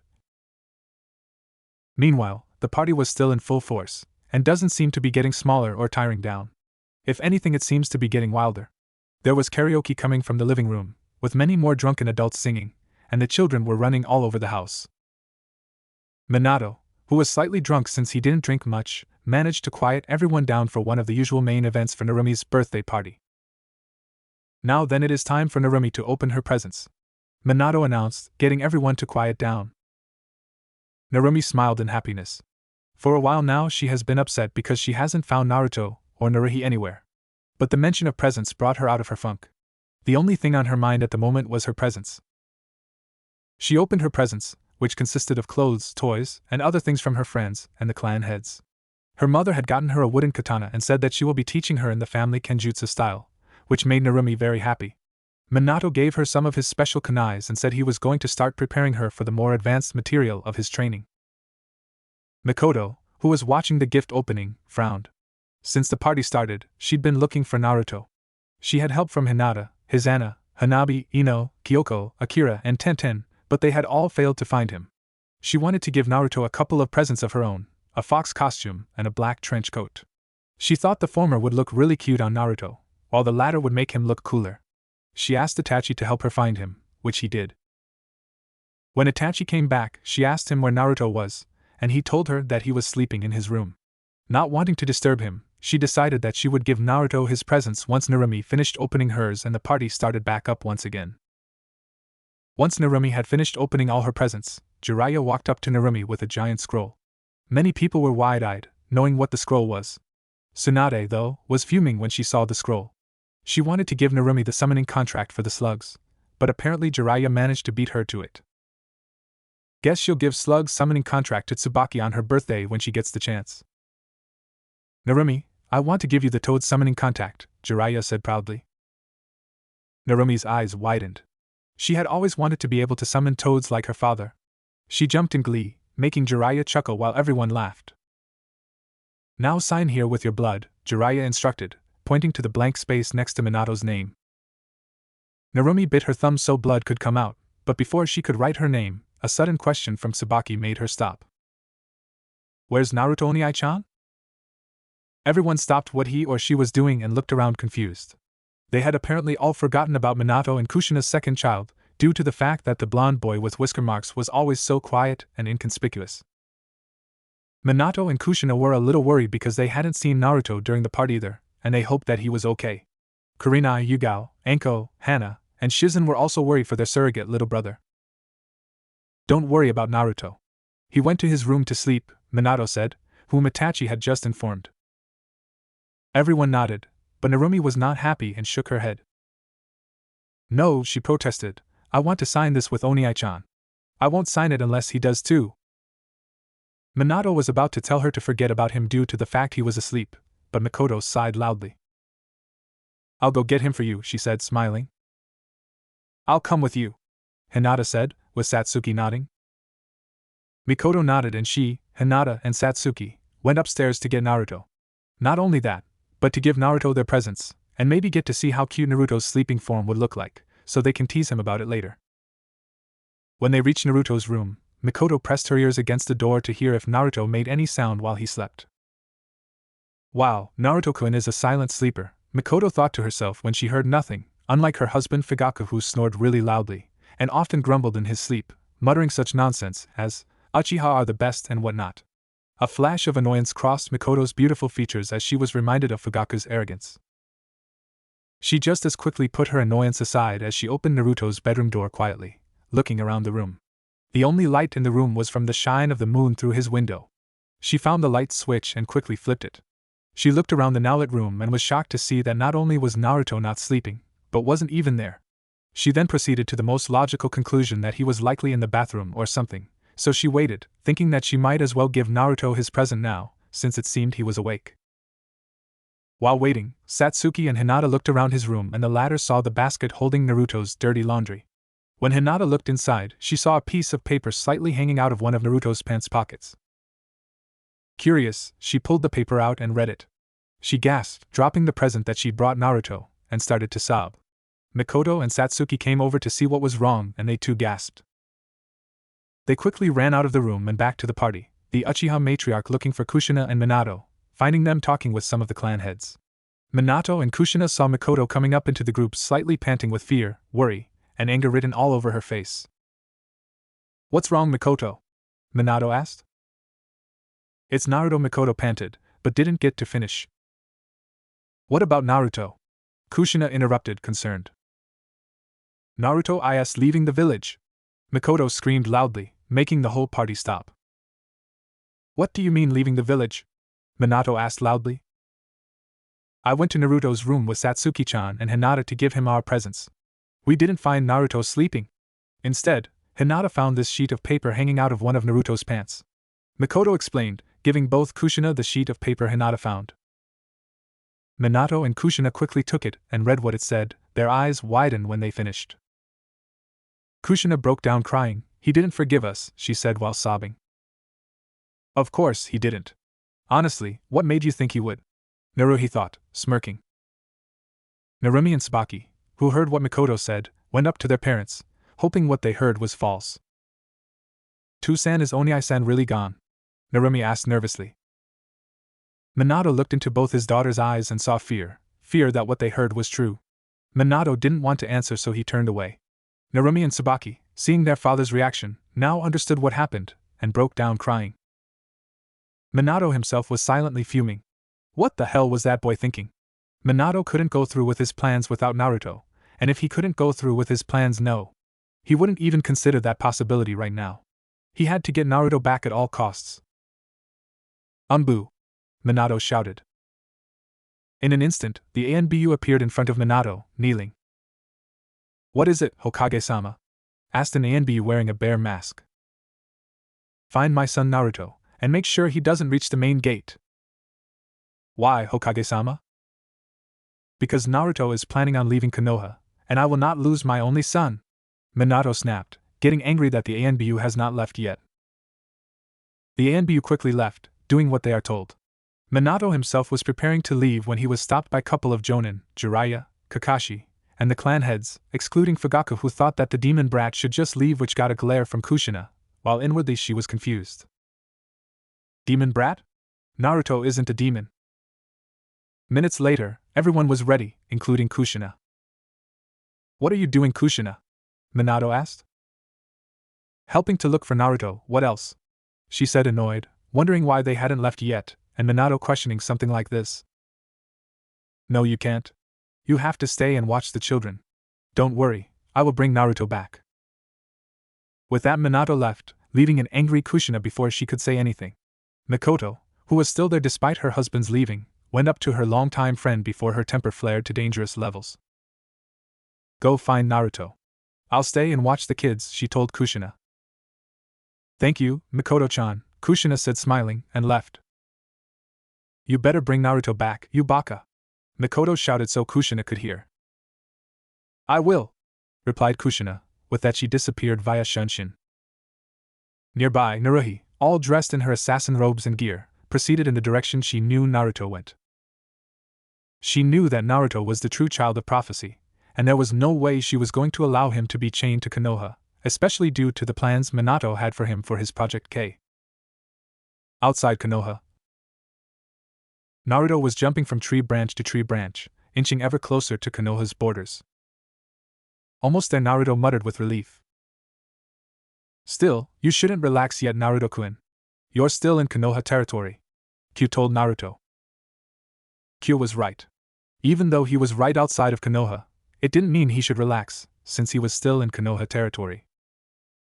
He inwardly nodded to Q, but noticed that when she talked she sounded a little weary and tired. He was about to ask Arwen what was wrong with her, but felt several chakra signals that brought him out of his current thought. Naruto-sama. Yukike squeaked, there's an awful lot of energy signatures sweeping the area.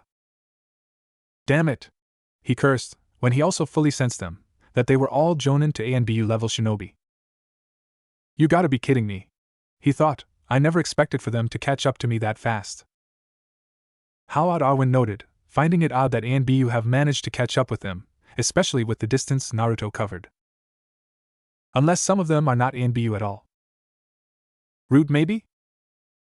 You'd better lay low for now, Arwen instructed. Naruto quickly hid himself behind a tree and tried his best to conceal his chakra, hoping no one could sense him. After waiting for a while, he saw a few rude operatives disguised as Jonin pass by him. When there was no one left, he left his hiding spot and began running again, only to stop when he noticed about 4 people waiting in front of him. Oh fuckberries.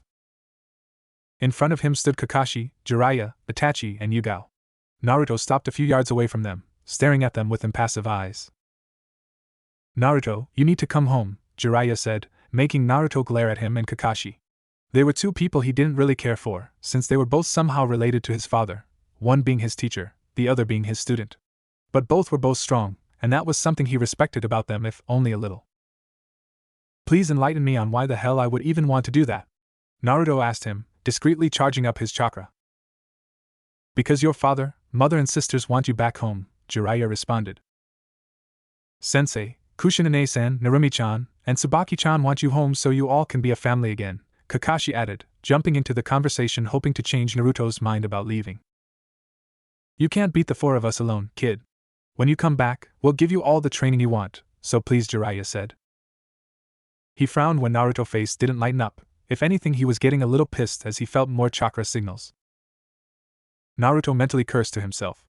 He didn't want his plan to fail. No, he will not allow his plan to fail. He had to think of something, anything fast. No choice. He'll have to take them out. Quickly. You say that they want me back so we can be a family again? Since when was I ever considered family to them to start with? I was never family to them. I was neglected and ignored, and for what? Just because Narumi and Tsubaki contained the Kyuubi's chakra? Naruto snapped. But Naruto, it's for everyone's good, Jiraiya protested. Your sisters need the training, especially since one of them is the child of prophecy. Naruto raised an eyebrow. The child born with marks of Kami, Yami, and Shinigami on their body, right? Has the power to lead the world to salvation or ruin? That child of prophecy? How do you know that? Jiraiya asked, alarmed that Naruto knew. Naruto smirked. You needn't look further, for Naruto 316 says I'm about to whoop your asses. He finished charging chakra, and released it in a huge burst. Kakashi and Jiraiya used chakra to stick their feet to the ground in order not to get blown away. When the dust settled, they were shocked to see Naruto with his back turned to him, the symbols of Kami on his left bicep, Yami on his right, and Shinigami on his back shining through his clothes. I'm the child of prophecy, and you better get used to it. Let's go, Yuki-chan. Chakra concentration. Yukikaze hopped out and growled at Naruto's opponents, while her master whipped around and got into a stance with his arms crossed in an X formation with blue, red, and silver chakra spinning around him like a whirlpool. Gravity Seal Level 5, Kai. Resistance Seal Level 5, Kai. Naruto yelled, making both Kakashi and Jiraiya eyes widen. Naruto knows Fuinjutsu? They both thought in shock, and what's with that fox? Yukikaze noticed the shocked looks and used it as a cue to rush Jiraiya and Kakashi, flame materializing on her body while Naruto summoned a Kage Bunshin in the process. Kakashi and Jiraiya, who were still shocked, snapped out of it and dodged Yukikaze's Firefox Rush attack, but were intercepted by Naruto and his Kage Bunshin. Kakashi was quickly neutralized by Shadow Clone Naruto with a few hard-hitting rapid Juken strikes he learned from seeing a couple of Hyugas in action during the Hyuga incident involving Kumo, before flooring him with a Goken strike to the head. Meanwhile, the real Naruto disappeared, leaving a flash of crimson before reappeared in front of a shocked Jiraiya with an orb of spiraling chakra in his hand. Otama Haraishin Rasengan. Naruto roared, driving the orb into Jiraiya's gut. The Rasengan then exploded, bouncing Jiraiya off a huge tree before he landed on the ground in a heap. That's what happens when you leave a child alone, Naruto taunted before dispelling his Kage Bunshin, picking up Yukikaze, and making a run for it, shocking the 2 dazed shinobi with his speed. Man, he's fast.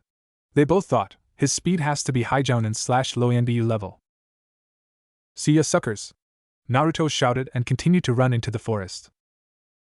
We can't let him get away. Konoha needs that power. Jiraiya shouted, but Naruto was too fast, and he was already long gone. Then, Jiraiya and Kakashi felt a strike to the back of their necks, knocking them out. In a matter of seconds, Naruto left behind Jiraiya and Kakashi, but he went off-road so it would be harder for them to find him. While running, he felt like he was forgetting something, or someone. When he remembered, he cursed to himself, because the people he forgot about were standing in front of him again, Itachi and Yugao. Ah crap. During the interaction between Naruto and the two shinobi, Itachi and Yugao stood behind watching Naruto, and quietly backed away. Impressed that Naruto disabled the two and made a break for it, they followed him and hid their chakra to sneak in front of Naruto. Now they stood in front of Naruto with conflicted feelings. Truthfully, they hated the villagers for beating Naruto, someone they both saw as a younger brother as well. Even though Itachi had Sasuke and Satsuki, the former was like his father, someone he disliked greatly. He knew that the marriage between his parents was arranged, but would it kill him to show some affection to his wife? He barely talked to her and would treat her like a toy, or a housemaid.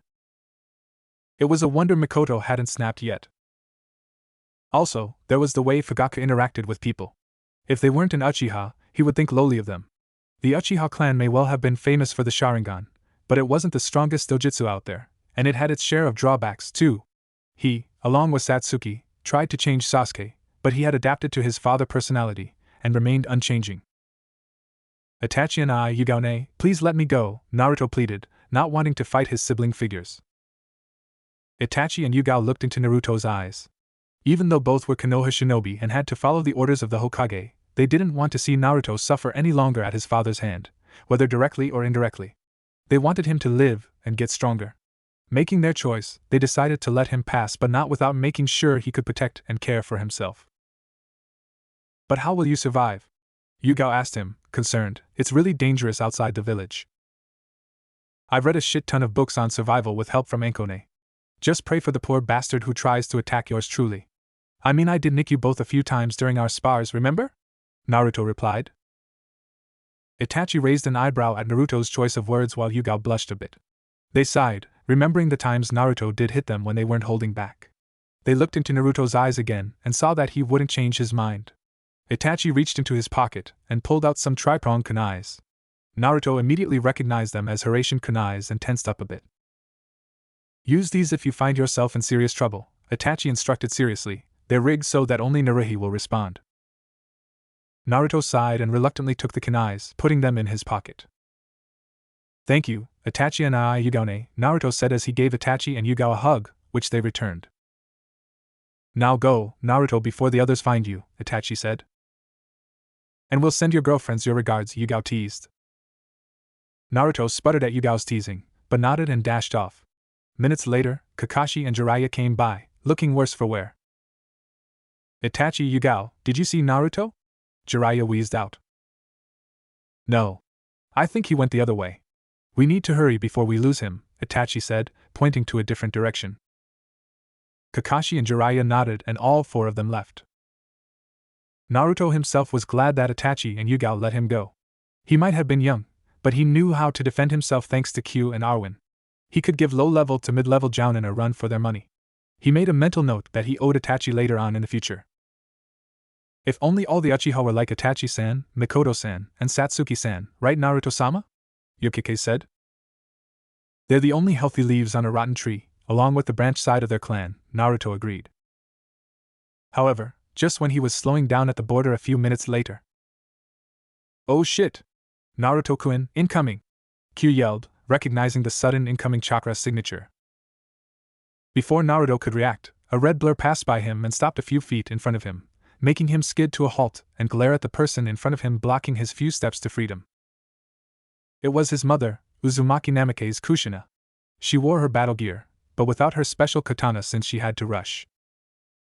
How Kushina found Naruto was rather difficult.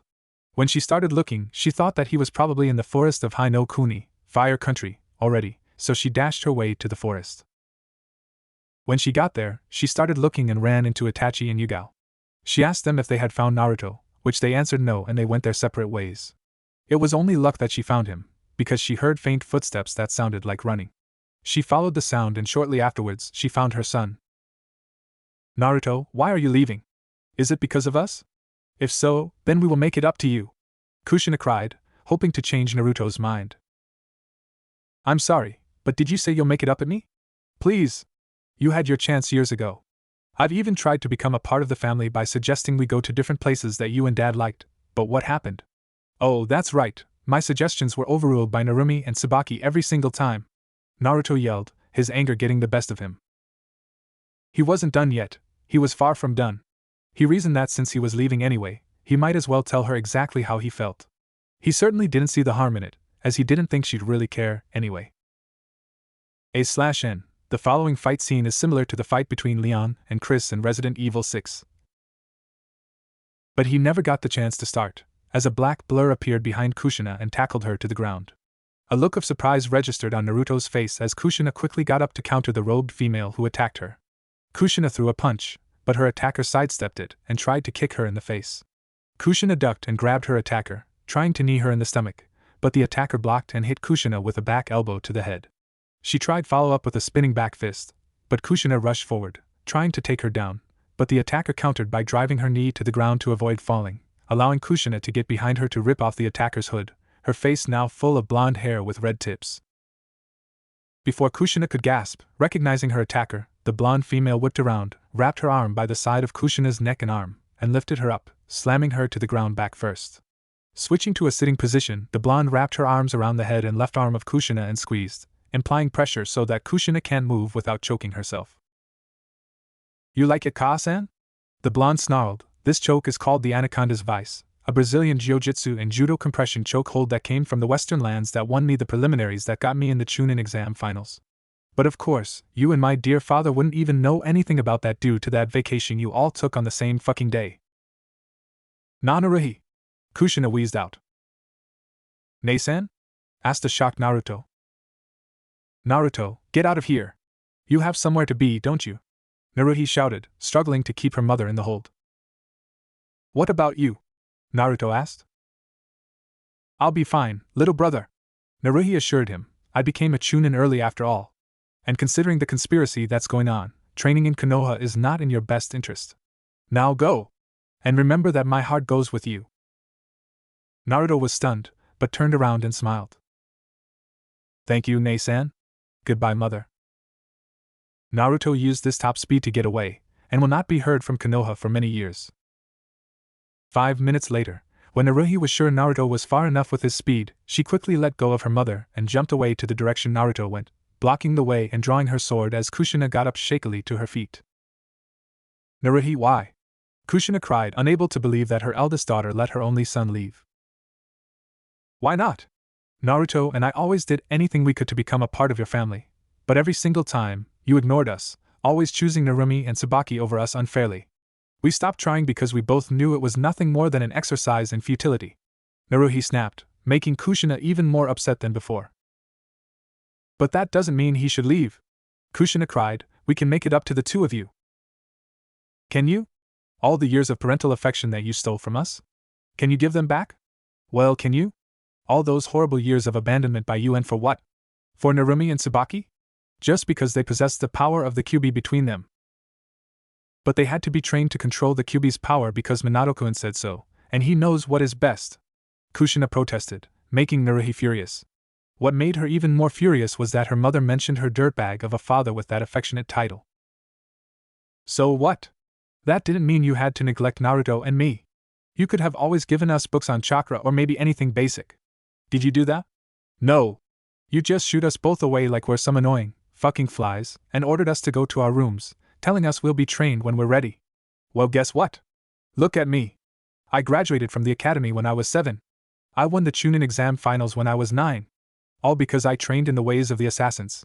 And with the secret training Naruto's been going through, he may as well be a Chunin level shinobi as well. Hell, he might even be Jounin level. All without any training or guidance from you. Kushina's heart broke when she heard her eldest daughter's rant. She couldn't even begin to understand what Naruhi's been through without the support from her family. And another thing. Don't talk about that evil fucking bastard Namake's Minato in front of me. Naruhi shrieked, stamping her foot on the ground in anger. Hey, don't talk about your father like that. Kushina yelled. The bastard isn't my loving father, more like an overconfident and arrogant dumbass. If he was so great like everyone claimed, then he should have known that it would be impossible for Narumi and Tsubaki to control the two halves of the Kyuubi's chakra by themselves. What do you mean impossible? Kushina asked, confused. You were a Jinchuriki yourself, so you should know. Without the tranquil soul, all that power is just a mass of destruction and bloodlust that'll lead to madness. Narumi and Tsubaki can't control that, and they'll never be able to without the soul. For both of them to control the power, they need to be connected by the Kyuubi's soul, which, oh, that's right, just so happens to be sealed inside Naruto. The soul and power must coexist with each other like yin and yang, light and dark, day and night. How else do you think you were able to control the Kyuubi's power? Kushina took a step back, floored by her daughter's intellect. How do you know all this? It doesn't matter. At least my little brother managed to leave that retarded village. Don't talk about your home like that. Naruto wouldn't think that. Ha! Let's agree to disagree, because that place was never home to Naruto. It was more like fucking hell for him. Naruhi shouted, shocking Kushina. How? Kushina asked, wondering what her daughter meant. What do you mean how? You know how, baka. No, I don't. Kushina cried, while feeling a sharp pain in the back of her neck. Really, now? So you can't tell with your own two working 20/20th vision eyes that Naruto gets beaten almost every other day of his life? Naruhi roared, shocking Kushina to her core. Naruto was getting beat up. By who? For what reason? Who's been doing this to him? She whispered, all trying to ignore the growing pain in her neck. Naruhi was getting irritated. What did she mean? Who did it to him? How could she possibly not know the answer? You should know who did, so why ask, mother? No, I don't, Kushina answered as she was starting to grunt in pain. You mean to tell me that you don't know a bunch of villagers beat Naruto up unprovoked? What? Why would they do that? That's because they think he's the Kyuubi in human skin. They think he's what? Kushina thought to herself, remembering what Fugaku called him when Mikoto delivered the news that Naruto was gone. Why would they think he's the Kyuubi? Are you fucking kidding me? You really don't know? Because he holds the Kyuubi's soul. They think that the Kyuubi influences him. So they think he's the Kyuubi, and they beat him up. All for their so-called vengeance. And every time me, Itachi-kun, Yugao-chan, Kurenai-chan, Anko-chan, Hana-chan, Shizen-chan, Hate, and Gemna save him, we have to haul a mob to Ibiki-san to get them to stop, but they never do. Naruhi stopped to take a deep breath, her beautiful face red with anger, while Kushina, on the other hand, was taking this in slowly, her eyes swelling up with tears coming out. And you want to know what the best part is? Naruhi said, digging into her pockets, preparing to drop the pipe bomb. Kushina looked up at her, terrified at what it might be. That bastard Minato allowed them to beat him up, letting them use him as a scapegoat for their pain and loss from the Kyuubi's attack. Naruhi revealed, as she threw the cold hard evidence that were the prisoner release forms at Kushina's feet. Naruhi knew of Minato's involvement. It didn't really take a genius to figure it out. When Naruhi rescued Naruto from the mobs, she remembered seeing the constant familiar faces during the beatings. She didn't need to sneak into the Hokage's office to find out that the fool let the offenders free from prison, clear of charges. But she did need to sneak into his office to collect the evidence to show her brother and the others. Kushina froze when she saw the approved release papers with her husband's signature and his seal on them. She didn't know what to believe. She had trusted her husband, believing that he always knew what to do. But after seeing what Naruhi brought and what she told her, she didn't know anymore. Right now, I cannot forget and forgive what happened to my precious little brother. And the pain is too much for him. Even if he's an Uzumaki like us, it's a miracle he can even handle it, Naruhi said, clenching her fists. I was there for him, like a true Uzumaki. We Uzumaki never abandon our own, but where were you, Uzumaki Namikaze Kushina? Were you really born in Yuzushiogakure into the Uzumaki clan? Are you really a true Uzumaki, like Uzumaki Midosama, the first Jinchuriki of Kyuubi? As Kushina picked up a release form, she started thinking about what has happened to Naruto. She was thinking about everything Naruto had done when he was with his family. She started having flashbacks of all the events with Naruto coming into the house all bloody and bruised. She remembered the times when Naruto and Naruhi would suggest things, only for Narumi to say something else, and how Minato along with her would do what Narumi wanted, with the exception of Tsubaki, who sometimes wanted to go to the places Naruto and Naruhi mentioned. She remembered the times when Naruhi and Naruto asked to be trained only for Minato and her to tell them to go to their rooms. Truthfully, she could have done something for Naruto and Naruhi, but instead she listened to Minato and told her two oldest children that they would be trained when they were ready. But Naruhi was now a Chunin and an assassin, and Naruto had been training elsewhere already at the level of a Chunin, maybe Jounin, and now he was gone. Going through these flashbacks, she felt like an idiot, like a fangirl. After Minato had saved the village from the Kyuubi attack, he was seen as a hero. It solidified in Kushina's mind that Minato was the strongest shinobi ever, further making her like a fangirl, never questioning anything he said or did, and believing blindly that the man was without fault in speech and deed. Now, she didn't know what to think, but she wanted to believe what Naruhi said wasn't true, about the beatings, about Minato. She wanted all of it to be a lie. No, it can't be true. It just can't be true. Naruto's his son. He would never. Why Minato-kun? Why would you? Why would you make me abandon Naruto and Naruhi? I would have never. Minato. Kushina screamed in agony as she fell to her knees, holding the back of her neck in extreme pain, making Naruhi jump back in shock. What was wrong with her mother? Putting away her sword, Naruhi strode over to her now thrashing mother, summoning a few shadow clones to restrain her while she examined her. After a few seconds, she noticed a glow on the back of her neck. She moved her hair to the side to discover a seal? And not just any seal, Naruhi noted in fury, a loyalty seal? Why is this on dash? It can't be. Seal examination jutsu. She put her index and middle fingers on the seal, scanning it to get its statistics and information. What she learned infuriated her. Namikaze Minato, Naruhi growled, to think his attempted control of the Uzumakis would go this far.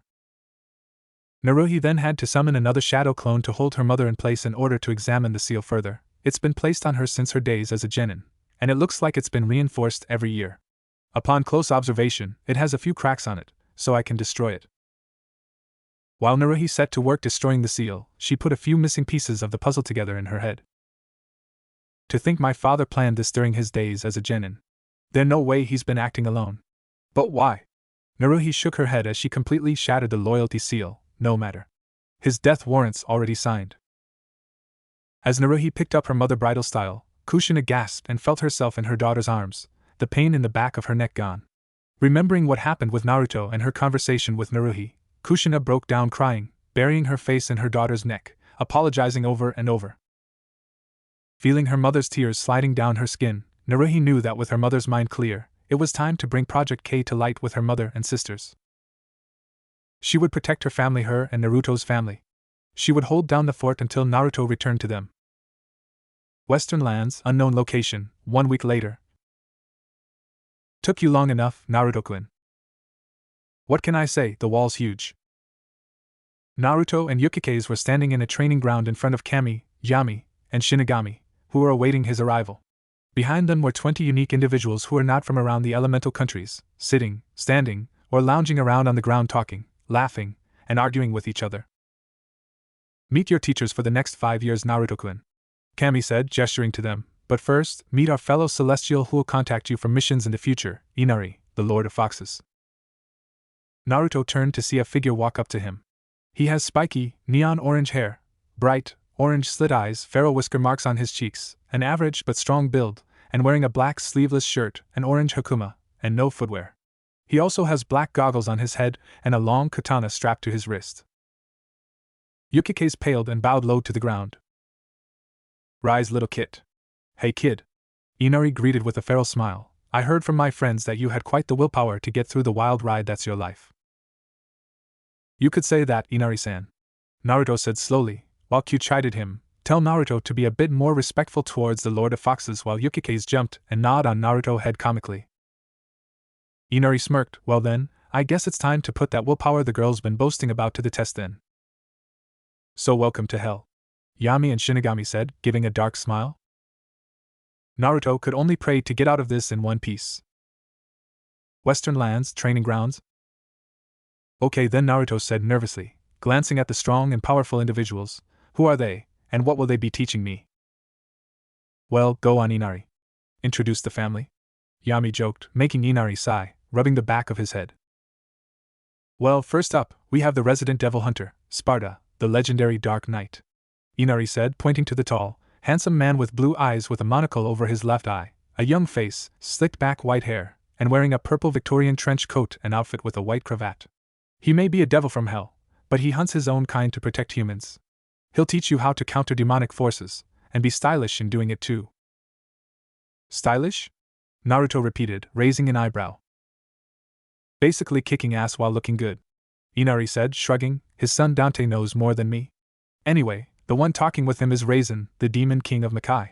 He said, gesturing to the man with long, wild white hair, a long, thin nose, canine teeth, a tattoo below his left eye, a lean yet muscular appearance, and wearing a yellow headband, a yellow obi sash, and white pants. He's classified as a special type of elite demon called a Mizoku. He's the most powerful demon you'll ever come across, and a man of his word. He'll teach you how to manipulate Ryoku and Yuki together. There's a demon king? Naruto asked. There's 3, and he's the most powerful of them all. Inari confirmed, over there meditating with his swords floating around him is Edge Master. Inari said, now pointing to an early man under a tree with white hair, a muscular body and shoulder armor, white pants, and blue and brown boots. Floating around him is Soul Edge and Soul Calibur, one from Algol the Hero King by Edge Master. His will is so powerful, even the blades he wields, Soul Edge and Soul Calibur, can't take him over. He'll teach you how to protect yourself from outside influences, and will help you craft your own soul weapons. He looks reasonable, Naruto noted. He has high expectations for you like the others, especially that man over there. Ryu Hayabusa, the super ninja from the Hayabusa clan of ninjas. Inari said, pointing the man in a shinobi outfit that crosses over with clothes worn by modern special ops agents. He was covered from head to toe, except his eyes. He'll teach you different ninja tricks not taught in the elemental countries, and ninpo techniques that'll make most dangerous jutsu look like child's play. I never heard of the Hayabusa clan, Naruto said. Are they from the elemental countries? Not all ninjas come from the elemental countries, kid. Inari informed him. His former apprentice is around here, but you'll meet her soon enough. I can hardly wait, Naruto said dryly. So who's the guy with the awesome mask? He asked, pointing to the man, black armor, brown robes, and a menacing silver and red mask. He's Jedi Master and former Sith Lord Revan, the most power force user in his world. Hero, savior, conqueror, villain, he's all these things. He's trained in the ways of the Force, which you will learn from him. Naruto was confused. What is the Force? It's an energy field created by all living things. They say it binds us, it penetrates us, and binds the galaxy together. Inari explained, but you learn soon enough. Anyway, that muscle guy there is Mishima Jinpachi, the head of the Mishima family and founder and former leader of the Mishima Zaibatsu. He's the Grand Master of Mishima-style karate, which he will teach you. What is Zaibatsu? It was never covered in the academy, Naruto said. It's a huge company. For example, like the shipping one in Nami no Kuni. Inari explained, I swear, education's lax in Konoha Academy, isn't it? Must be because of the council there is stealing the money that's supposed to run Konoha for their own ends. Naruto shrugged, it's just a guess. Most power-hungry humans are like that. Inari said, it sounds like a job I can give to your sister, Naruhi-san. I don't think it's. She's an assassin. Inari said, she's the only one who can find out, like she found out about that Project K bullshit. But we'll discuss it later, my friend. Over there making the ass of himself in front of the lovely ladies is Hazama, the resident troll. Inari nodded to the man with bright green hair and closed eyes. He wearing a simple black suit with a white shirt underneath, short brown gloves, brown steel-toed shoes, a pair of black trousers held up by two brown belts, and a black fedora. Right now, he's surrounded by several women who are emitting murderous auras. He'll teach you all about gathering information and getting under people's skin, like he's doing right now with those ladies. Will he be okay? Naruto asked as the women started beating him down. Maybe. Inari shrugged, enough about him, he'll live. That guy with the heavy cloak is Hiko Seijiro the 13. Inari pointed to the tall man with a somewhat angular face and a phenomenally developed physique. His hair is jet black and long, and usually kept in a ponytail. His attire consists of a set of black pants with European-styled boots, and a short-sleeved shirt, colored blue in the anime and red in the manga. He also wears a floor-length, red and white cloak. He's pretty big for a samurai, Naruto said, noticing the sword strapped to his waist. Appearances can be deceiving, kid. Inari said, he'll teach you his infamous kenjutsu style that even the samurai in the land of iron fear, the Hiten Mitsurujiryu. I've heard of the style. My sister figure Nico-chan is actually trying to learn it from the books she read on it, Naruto said. Then you can teach her, that is if you survive. Inari said, smirking, making Naruto pale. Anyway, the man he's speaking to is Raz Al Ghul, the leader of the League of Shadows. The man talking to Seijiro is a Caucasian man with brown hair with white streaks on both sides, blue eyes, and wearing a black shinobi outfit. A/N, he's the Nolan version from Batman. I heard about the League of Shadows, Naruto said darkly. They tried to destroy the elemental countries. What's he doing teaching me? It's for his personal redemption. Inari explained, sorry, but I really don't know the details. You'll just have to deal with it. He'll be teaching you how to make the shadows and darkness your ally, and philosophy. Joy. Naruto muttered, philosophy from a mass murderer. Don't worry, kid. Yami does have him by the balls. Inari assured Naruto, anyway, that guy sitting on the tree is Neo, he said, pointing to the man wearing a black trench coat and black sunglasses. His skin was a pale shade and his hair was black and slicked back. He can manipulate reality. Eh? Naruto hoped he heard wrong. In a way, Inari said quickly, he was one of humanity's saviors. He can stop bullets from hitting him, and he can dodge them with his reflexes. He knows every old-world martial art there is, and he can fly. Fly? Naruto repeated, he can fly like some of those IWA shinobi? Faster than them. Inari said, didn't you always want to fly, kid? I'll get back to you on that. That guy's not from this planet, is he? Naruto suddenly said, pointing at the guy in the green futuristic armor. Inari wore a mischievous smile. He's Master Chief Petty Officer John 117, a Spartan II commando of the UNSC Naval Special Warfare Command. He became one of the most important heroes of the UNSC during the Human Covenant War. With nearly 30 years of active duty, he is one of the most decorated war veterans in the United Nations Space Command, and has earned every known medal in the UNSC. At the end of Inari's speech, Naruto's eyes were swirls. Huh? Inari roared with laughter, you'll learn about it, kid. You'll learn. Anyway, see that creepy guy over there? The one admitting all that killing intent for no reason? Naruto guessed, unnerved by the man's fighting spirit. He has red hair, sharp, pointed teeth, and is often barefooted. He has a tan skin and crimson eyes, and wears a black gi with prayer beads around his neck. He's Akuma of the Satsue no Haru, the only evil guy out in the western lands who follows a moral code. Is that even possible? Naruto asked. Inari shrugged, it is for him. What can I learn from a guy like him? His fighting style and the Satsue no Haru. Personally, the way I see it, you can control and perfect it. I can hardly wait, Naruto said dryly. Inari laughed, and now I save the best for last, the ladies. Off Naruto confused look, Inari sighed, you understand better when you're older, kid. when you get the talk. Moving on. That nice lady there is Aqua, he said, pointing to the young woman with short, blue hair, ocean blue eyes, and wearing a black and blue, high-collared halter top, 2 pink, intersecting belts over her chest, white bell sleeves, a small, segmented piece of armor on each of her upper arms, tan, fingerless gloves, black shorts, black stockings, and armored shoes. She's a magic-based Keyblade master, and can travel to different worlds. She'll teach you how, as well as light magic to offset the Satsui no Hata skill you'll learn. I'll really be traveling to different worlds? Naruto asked, excited at the prospect. Yep. You gotta be patient though, and that where that lady meditating is comes into play, Inari said, gesturing to the woman with short black hair held up by a white headband, caramel-colored eyes, and wearing a one-piece sleeveless top and long pants with a raven motif and dark-colored sandals. Kazama Jun, a fighter for peace, and the wildlife on this earth loves her. She'll teach you patience, and her fighting style.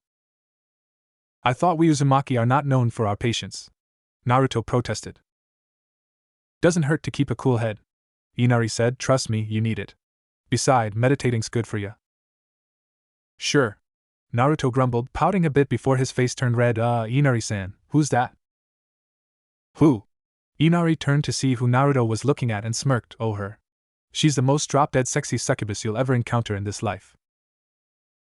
Naruto blushed, looking at the bored, beautiful woman with long, light green hair, bat-like wings on her back and the sides of her head, and wearing a black and purple leotard. She's Morrigan Enslin. Don't worry, because believe it or not, she's one of the good guys. She's teach you some manners that make you the perfect gentleman, as well as sexual education and seduction techniques to woo the ladies. The latter topics you won't be until you get the talk. Inari said it so creepily, making Naruto gulp nervously. Well, enough with the dirty stuff. The woman that boring her over there is Jill Valentine, zombie slayer, Inari said, pointing to the woman next to Morrigan. She has blonde hair, blue eyes, and wearing what looks to be a skin-tight battlesuit. She really knows her bombs, as well as the military CQC style. She even gave some of the shinobi in the elemental countries hell, and that's saying a lot. There are ZZZ zombies? Naruto stuttered, scared. In a certain area of the western lands, Inari explained, they're sealed off in the wastelands, and Jill takes care of the ones who escape. I feel 100% better. Naruto sighed. Anyway, that lady over there makes your dad's speed looks like a newborn's crawl, Inari said, gesturing to the slender, dark-skinned woman of average height with golden-colored eyes and long purple hair that she keeps up in a ponytail. Her attire consists of a backless, black sleeveless undershirt, an orange overshirt with 2 white straps on each shoulder, a large beige sash around her waist, and black stretch pants with a pair of lightweight brown-colored shoes. She's Shihoin Yoruchi, the Flash Goddess. She's one of the fast combatants in this world, and your father's got nothing on her. She'll teach you her famed Shuinpa and Soul Reaper-style spells. It'll be awesome. Not to mention she's one of Shinigami-chan's favorite Soul Reaper. Next up is that busted fighter over there, Inari continued, nodding to the young woman that has dark brown hair, occasionally appearing black, which falls below her waist and is tied at the tips to form a distinctive dolphin tail split, red eyes, long legs, large breasts, and wears a white shirt under a black zip-up vest with black shorts that fold at the waist, forming an additional utility pocket at the front and a short duster at the back extending to her heels. She's Tifa Lockhart. Don't let her beautiful looks fool you. She'll kick a rapist's ass. She'll be teaching you her fighting style, the Zanganryu martial arts. The next few years is gonna be a lot of fun, Naruto mumbled. Hold your horses there, Kit. Not if Ms. Killjoy has anything to say about it, Inari said, pointing to the young woman with long, light pink hair, a pair of sunglasses over her pale aqua-colored eyes, and wearing a black armor with red sleeves running down the top of her arms and black gloves, a white cape red on the inside, folds running down the sides of her, gray and red leggings that expose her thighs and knee-high black and red boots and red knee pads, a red shield on her left arm, and a reddish and yellow sword. She looks mean, Naruto noted. Is her name really Miss Killjoy? Nope, that's just my nickname for her. Her name's Eclair Farron, aka Lightning. She's the avatar of Etros, a fal'Cie goddess who's not one of us. She's a different celestial being than the others and me. As for Lightning, she may be cold, but she's actually a cute, fluffy teddy bear. Like a tsundere? Naruto asked innocently, making Inari guffaw with laughter. Yeah, anyway, Lightning will be teaching you elemental and leadership skills. Yes, you might have your own team depending on your profession. And last but not least, there's battle instructor Aline. He nodded to the female elf who has blue eyes, silvery, platinum blonde hair with a long braid on left eye of her face, pointed, sensitive ears, and toned body, and wearing a red beret, leather camisole cut off under her chest, gloves that go to her elbows, boots that go to her knees, and a white cloth miniskirt with slits up front of both of her thighs held up with a gold belt with a four-leaf clover motif, padding her backside. Buckled with a fancy silver clover buckle, all with flared spikes. In a leaf motif. Around her neck and flowing. Off her back is a red cape with gold trim, cut off into a set of 2 smaller spikes and then 2 larger ones, one of each on each side. As her title implies, she's a fighting instructor, and is over 1,000 years old. She'll teach you strategic combat, and will give you points based on your progress. She's like the others, are not to be taken lightly. I can tell, Naruto mumbled before straightening up, but I didn't come out all this way for nothing. I came to because strong to protect my precious people, and to live up to the status of being the avatar of Kami-chan, Yami-chan, and Shini-chan. I won't know, I will not let them down. Spoken like a true Uzumaki. Inari said, walking over to group and turning to Naruto, well, come on, Kit. Naruto grumbled, but complied. You think he's going to be okay? Shinigami asked, concerned as she and her sisters watched Naruto tail behind Inari. He'll be fine, Yami assured her, but I did warn some of them not to go overboard, unless they... They what? Kami asked. Yami smirked, trust me. What I threatened some of them with, you don't want to know. But we wanna! Kami and Shinigami whined, the latter now interested. There's no way I'm scarring you two for life, Shinigami said, as her 2 sisters continued to badger her, just as Inari reached Naruto's group of hand-picked teachers. Hey there, ladies and gentlemen, Inari called out, drawing their attention. How's it, Hanjin? Considering how I'm bored out of my mind talking and fighting with these dimwits, I think I'm doing fine, Hazama said, until Tifa kicked him in the head. Morrigan then noticed Naruto and smirked. So he's the one we're all training? He's cute. Him? Akuma scoffed, he's a runt. The force is strong with his one, Revan thought.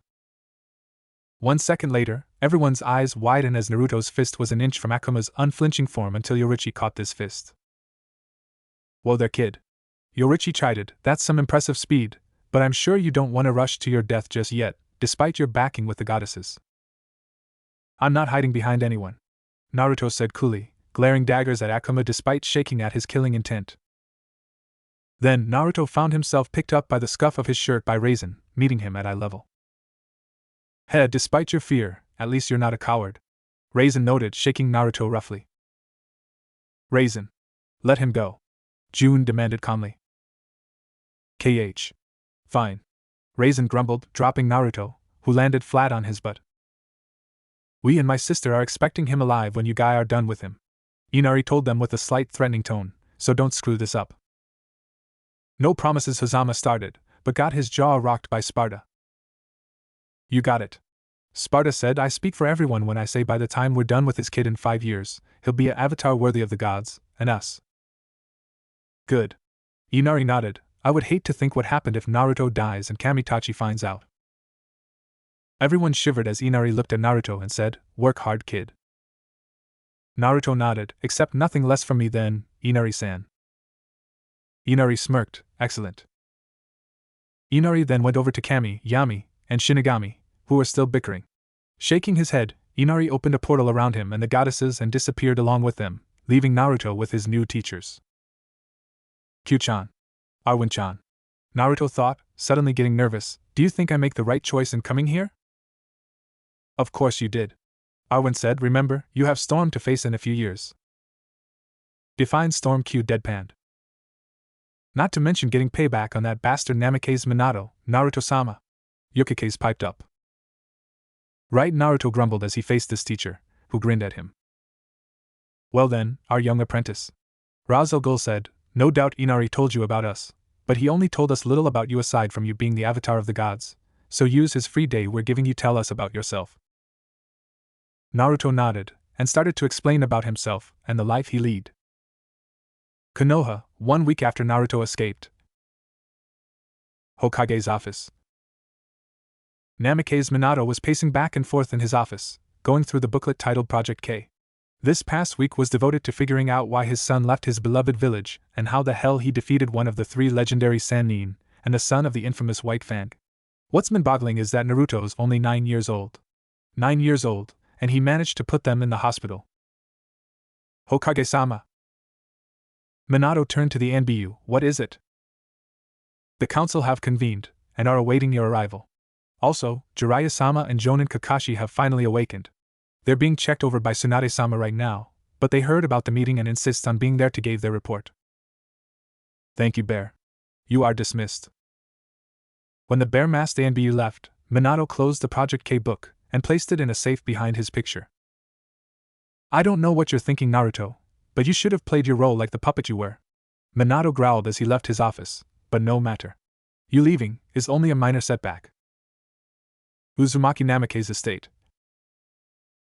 It was a foreign experience for Naruhi, as we find her in the kitchen with her little sisters, Narumi and Tsubaki. They were making ramen for Kushina, who didn't come out of the basement for a week. So Naruhi took it upon herself to make meals for her, and Narumi and Tsubaki helps out, to Naruhi's slight chagrin. But for some reason, Naruhi didn't mind. When Naruhi returned to Konoha with her mother in her arms, Mikoto, Narumi, and Tsubaki hounded her, demanding to know what happened, and why Kushina was unconscious. After leading them to her room and locking the door along with activating the sound barrier jutsu, Naruhi revealed everything that went down with her, Naruto, and Kushina. At first, the two redheads were angry that Naruhi knew that their brother was leaving and Naruhi stopped their mother from stopping Naruto. But Mikoto understood and told Narumi and Tsubaki that they're part of the reason why Naruto left in the first place, making them cry, realizing that she was right. Over the week, Minato was busy with his Hokage duties and looking for Naruto. Naruhi can disagree to that, because the day after Naruto escaped, Naruhi snuck into the Hokage's office to find it a wreck, like someone had a major temper tantrum. One thing's for sure, Naruhi was not cleaning up the mess. As for Kushina, she's been walking around the house like a zombie, doing absolutely nothing until she locked herself in the basement after the first day. When Minato would return home, he would try to talk to Kushina, only to receive silence in return. He would try to harass into the basement, but Kushina had destroyed the seals in the room. Right now, Naruhi just finished making the ramen with her sisters. Honestly, she has had enough of her mother's solitude, and she was going to find out what her mother was doing all this time. Do you think Ka-san's alright? Tsubaki asked as Tsubaki, and Naruhi with food in hand, head down to the basement. She hasn't eaten in a week. She's a shinobi little sis. Naruhi told her, in the academy, we've been trained to last 3 weeks without food and 1.5 weeks without water. They could teach us more, but the civilian council's taking money that's supposed to be used for the academy for improving the curriculum. I eavesdropped on the teachers talking about it. Narumi piped up. Well, that explains a lot. Naruhi grumbled, no doubt our dear Two-san's letting them get away with it. But why would he do that? Tsubaki asked. He's supposed to be the best Hokage Konoha's ever had. You'll be surprised, Naruhi said, shaking her head. What do you mean by that? Narumi asked, tilting her head in a cute way. You'll find out soon enough, my little sister. Naruhi assured her as she and her sisters stopped in front of the door to the basement. Hold this, please. Naruhi handed the tray of food to Narumi and took out her lockpick tools. Grabbing 2 tools, she began to work her magic. You sure you can break it? Asked the concerned Narumi. These locks were made in the land of snow after all. As an assassin, no lock is unbreakable to me, Naruhi told her. You just have to have the right tools. Finding the sweet spot, Naruhi destroyed the lock with one jerk, and quietly opened the door to find Kushina topless, and tagging a punching bag furiously with no protection for her hands, lost in her memories and tears in her eyes. Suddenly, Kushina screamed as it dealt one final punch, punching the bag clean off its hinges and into a wall. Panting heavily, she turned to get another punching bag when she found her daughters at the door. Ka-san, that's enough, Naruhi said, striding her to her. There'll be nothing left of your hands if you keep doing what you're doing. I know, but Kushina just shook her head. I've gotten so weak. And that damned seal Minato team put on me made me a failure of a mother. Ka-san? Narumi and Tsubaki asked in shock. Why did she insult their father like that? Then again, he's mostly responsible for Naruto's attitude towards them. No kidding, Naruhi said, as she led Kushina to the nearby sofa and pushed her down on it. But for now, eat, because I've got something to reveal to you all. Before you do, Kushina said weakly, can you take me to his room? Naruhi growled but sighed, fine, but you gotta eat first. I'm not about to let you stumble down the stairs. Nodding, Kushina accepted the food from Narumi and began to down it. She didn't realize it, but she really was starving. Council chambers, a while later. Kakashi. Jiraiya-sama. Thank you for coming, Minato said. No problem, my favorite student. Jiraiya said, we just felt that as soon as we've awakened, that you and the others need to get the information we have on Naruto as soon as possible. What possible information could you have on the demon? Asked a civilian council member, making the clan heads and one of the elders, the former Hokage, Sarutobi Hiruzen, scowl at the stupid council member. Yeah, how is it that a 9-year-old academy student managed to defeat 2 of the greatest shinobi in the village? Asked another civilian council member. Before I answer that, I have to tell you, Minato. Jiraiya took a deep breath before dropping the bombshell. Your son Naruto is the true child of prophecy. What? Minato stood up, shocked as everyone's eyes widened. How can that be? You said that Narumi or Tsubaki could be the child of prophecy, not Naruto. They don't bear the marks of Kami, Yami, and Shinigami like Naruto does sensei, Kakashi said, and he's not just an ordinary 9-year-old child. It looks like he's been training in secret, for he mastered your 2 jutsu, the Rasengan, and the Hiraishin. Minato's jaw dropped. That can't be. Not only that, but he has an animal partner in the form of a fox. He knows the Kagebunshin no Jutsu, and knows Fuin Jutsu, for he released a few levels of his gravity and resistance seals, making him faster than an average jonin. Jiraiya reported, in all honesty, I think he showed off a bit of his power and strength, and is hiding more. Who knows how long he's been training, because he did something you're still working on, and that using the Otama Rasengan with the Hiraishin. Damn. Minato muttered. How much power was Naruto hiding? There's no way he can let him roam free. Minato. Hijiran spoke up, I know that you're thinking, but you can't put your son into the bingo book. He didn't graduate from the academy, thus making him an unregistered shinobi. Minato growled, knowing the old monkey was right. What will we do now? Asked a member of the shinobi advisory board, Mitokado Hamura. With that demon on the loose, he may come back for your daughters to get his powers back. He won't, because he's not the Kyuubi. Hiruzen snapped. If he is, then why didn't he get his powers back first before escaping? Still, we should put them on 24/7 A&B watch. Yudatane Koharu, another member, suggested, and what about the hunter Nin sent after him? They still haven't found him yet. And the 24/7 surveillance won't be necessary.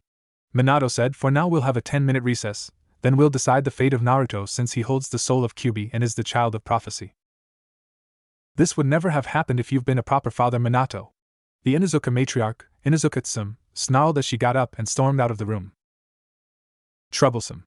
The head of the Nara clan, Nara Shikaku, said, frowning at the current Hokage, I speak for the clan heads save for the Uchiha, when I say that Tsum-sen has a valid point.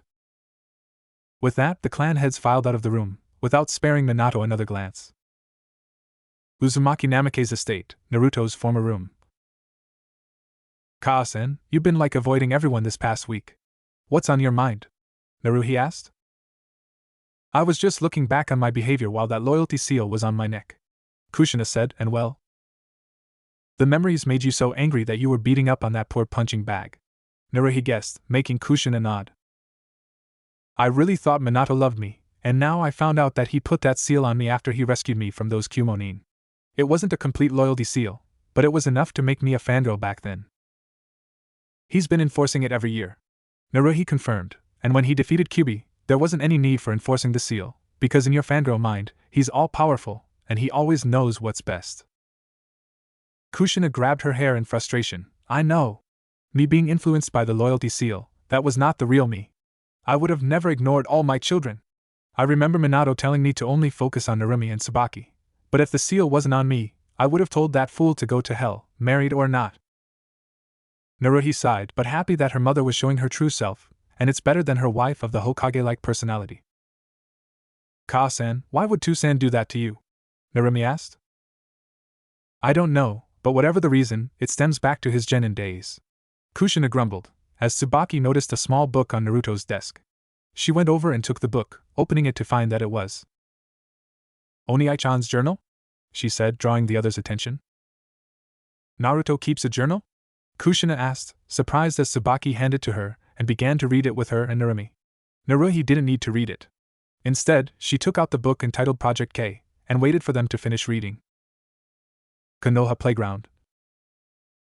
At the playground were Naruto's friends, the shy Hyuga Hinata, the aggressive Hyuga Hizana, the gossip Yamanaka Ino, the reserved Yamanaka Kyoto, the book-smart Harino Sakuya, the feisty Inugami Akira, the weapon-loving Higurashi Tenten, and the Uchiha Princess Uchiha Satsuki, hanging around with Naruto's letters in their hands detailing his feelings for them and why he left Konoha. "I'm bored," Ino wailed. "Well, get used to it. Naruto-kun isn't here anymore thanks to his loving parents," Hisana snapped. "I just can't believe the Hokage would do that," Tenten said. "I thought with him being the Hokage, he would want all his children to be strong like them." "Yeah, well," Sakuya shrugged, "there's a lot of things we don't know, and quite honestly, I knew something was going on." "You did?" Tenten asked. "When?" "Come on, guys. It's elementary.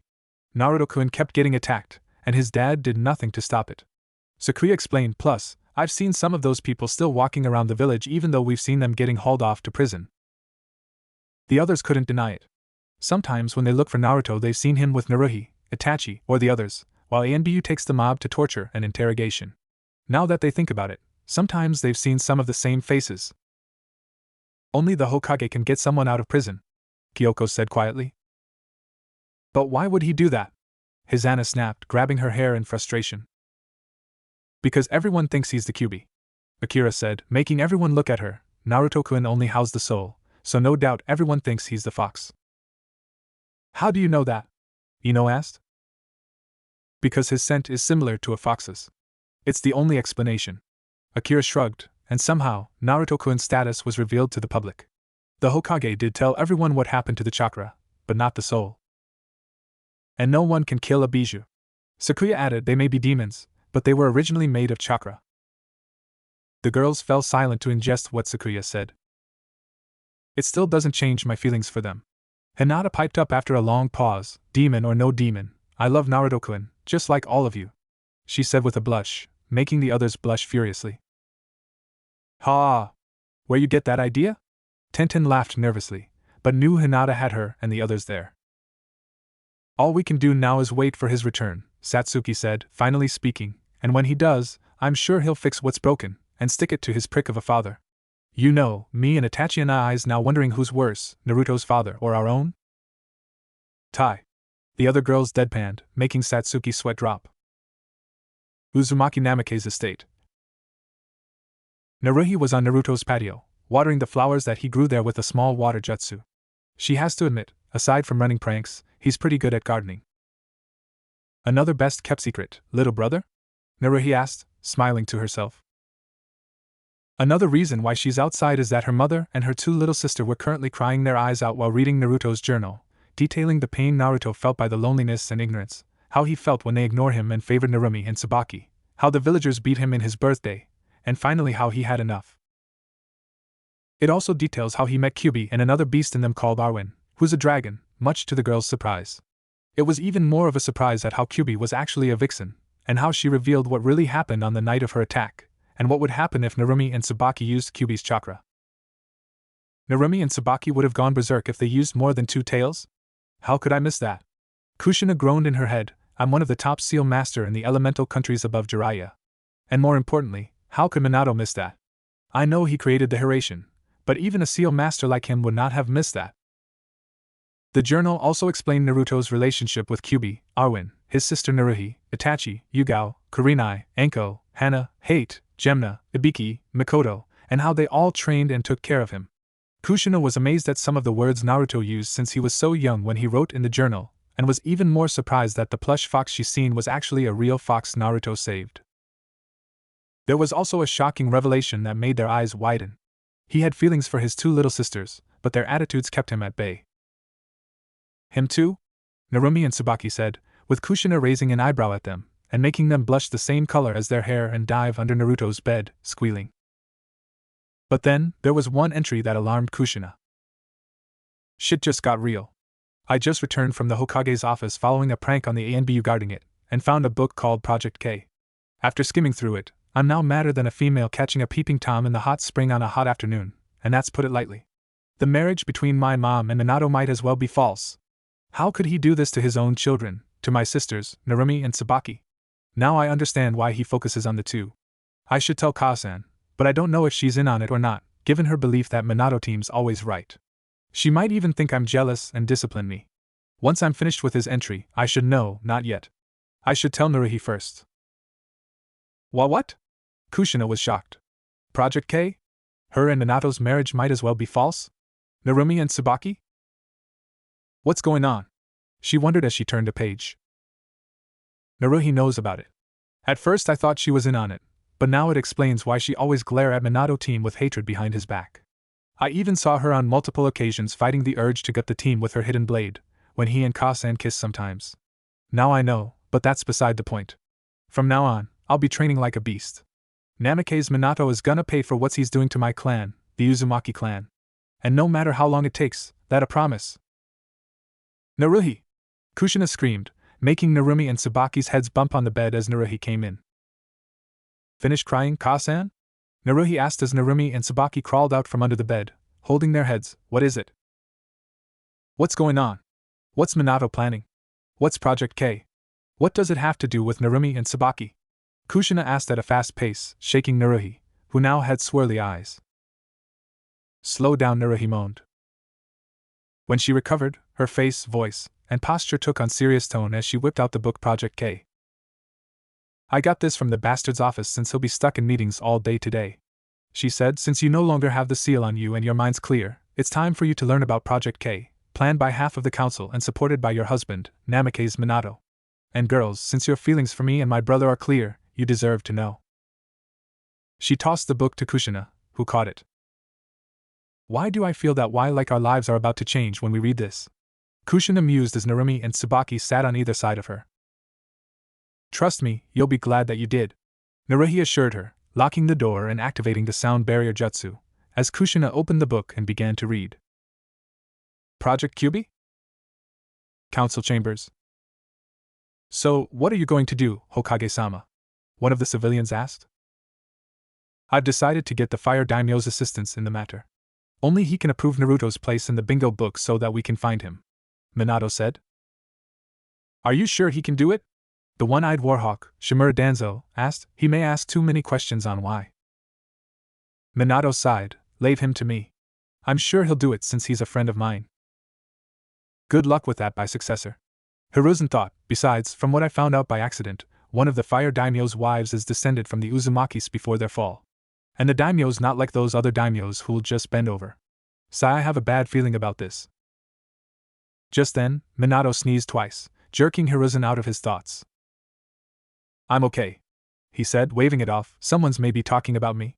Maybe IWA, he said with a light laugh, while thinking of another excuse he'll tell Kushina. Uzumaki Namake's estate. I'm gonna kill him. I'm gonna kill all those bastards. The whole estate shook when Kushina had just finished reading Project K, and man was she pissed. As for Narumi and Tsubaki, they were mad as well, but with tears in their eyes. I think they're taking it quite well, Naruhi mused, as she watched her mother emitted massive quantities of sake, killing intent. In a nutshell. During the days of the Nidaime Hokage, some of the higher-ups in Konoha aside from the Hokage started to let the fame from the previous war get to their heads, so they wanted absolute power for the village. They've seen how strong the Uzumaki clan is thanks to the Shodaime Hokage's wife, Uzumaki Mito, the first Jinchuriki of the Kyuubi, so they wanted the clan to move and stay in Konoha. But the clan refused, opting to form an alliance instead. But after the fall of Whirlpool by Kiri, Kumo, and IWA forces, the only known survivor was Kushina, who was saved from the slaughter by Jiraiya.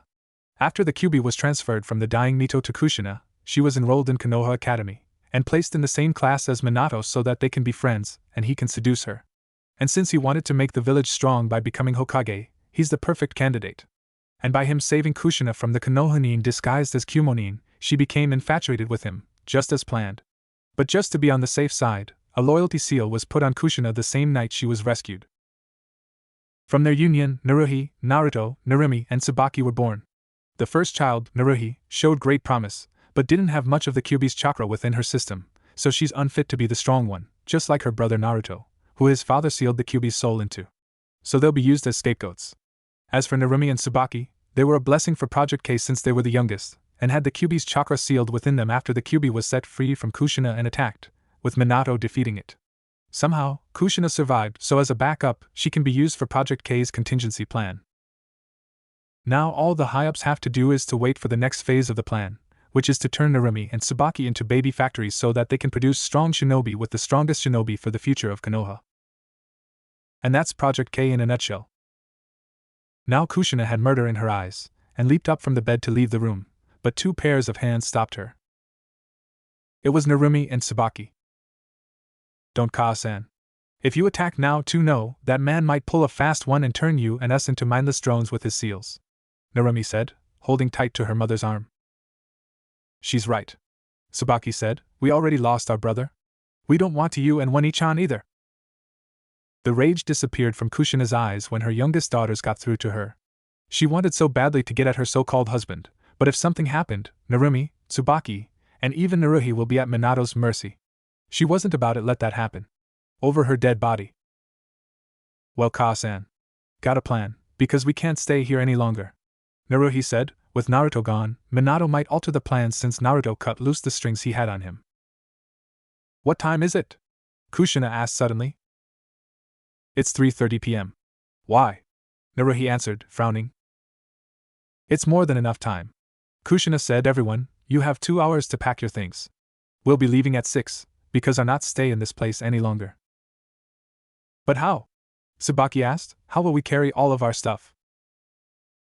That's the beauty of Fuinjutsu, my museum. Kushina smiled, you just pack a month's worth of rations and scroll, or on your skin. She explained, to Narumi and Tsubaki's surprised faces.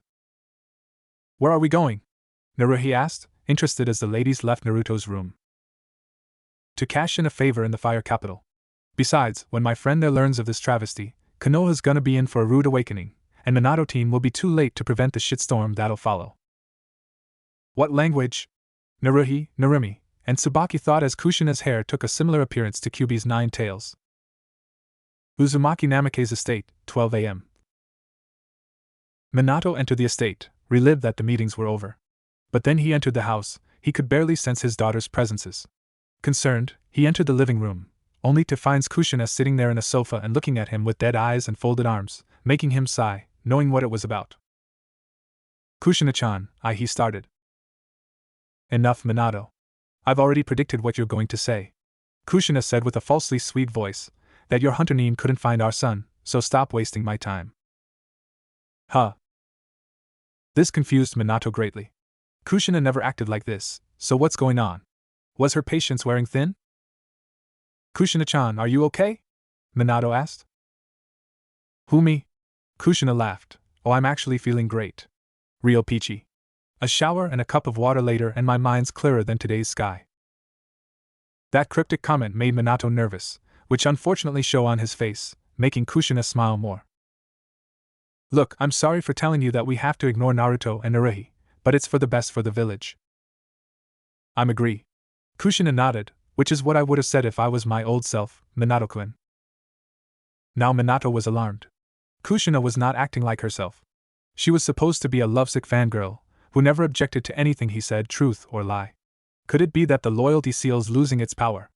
If so, then he's got to fix it to keep Kushina to his side, otherwise Project K's plans are going to be flushed down the toilet, and Konoha's standing as number 1 of the 5 most powerful villages in the elemental countries will be put in jeopardy. Listen to me, Kushina, as the Hokage and your husband. 1 second later, Minato was on his knees, singing soprano while holding his man-bits. He looked up to see Kushina, her hair in Kyuubi mode while her face was distorted in rage, and her eyes suddenly shimmering, turning purple with ripples in her eyes. How dare you! You are not a husband or a father. You take me for a fool? You put a loyalty seal on me, and married me to control my clan, the Uzumaki clan. And you plan on turning your own daughter into the village's weapons and use them for breeding stock? You sick fuck! She charged her hand with chakra and slapped Minato, breaking his jaw and sending him from the living room into the kitchen. Impossible! How did Kushina find out about the seal, about my plans for Narumi and Tsubaki? It's only documented in the book, Minato thought, as Kushina stepped into the kitchen. He tried to get up but... I can't move, he thought, panicking. Don't bother. I've put a temporary paralysis seal on you. Kushina informed him, I know for a fact that you are not under a genjutsu, which means it's all you. You never loved me, or our children, and no matter what, you put the village first.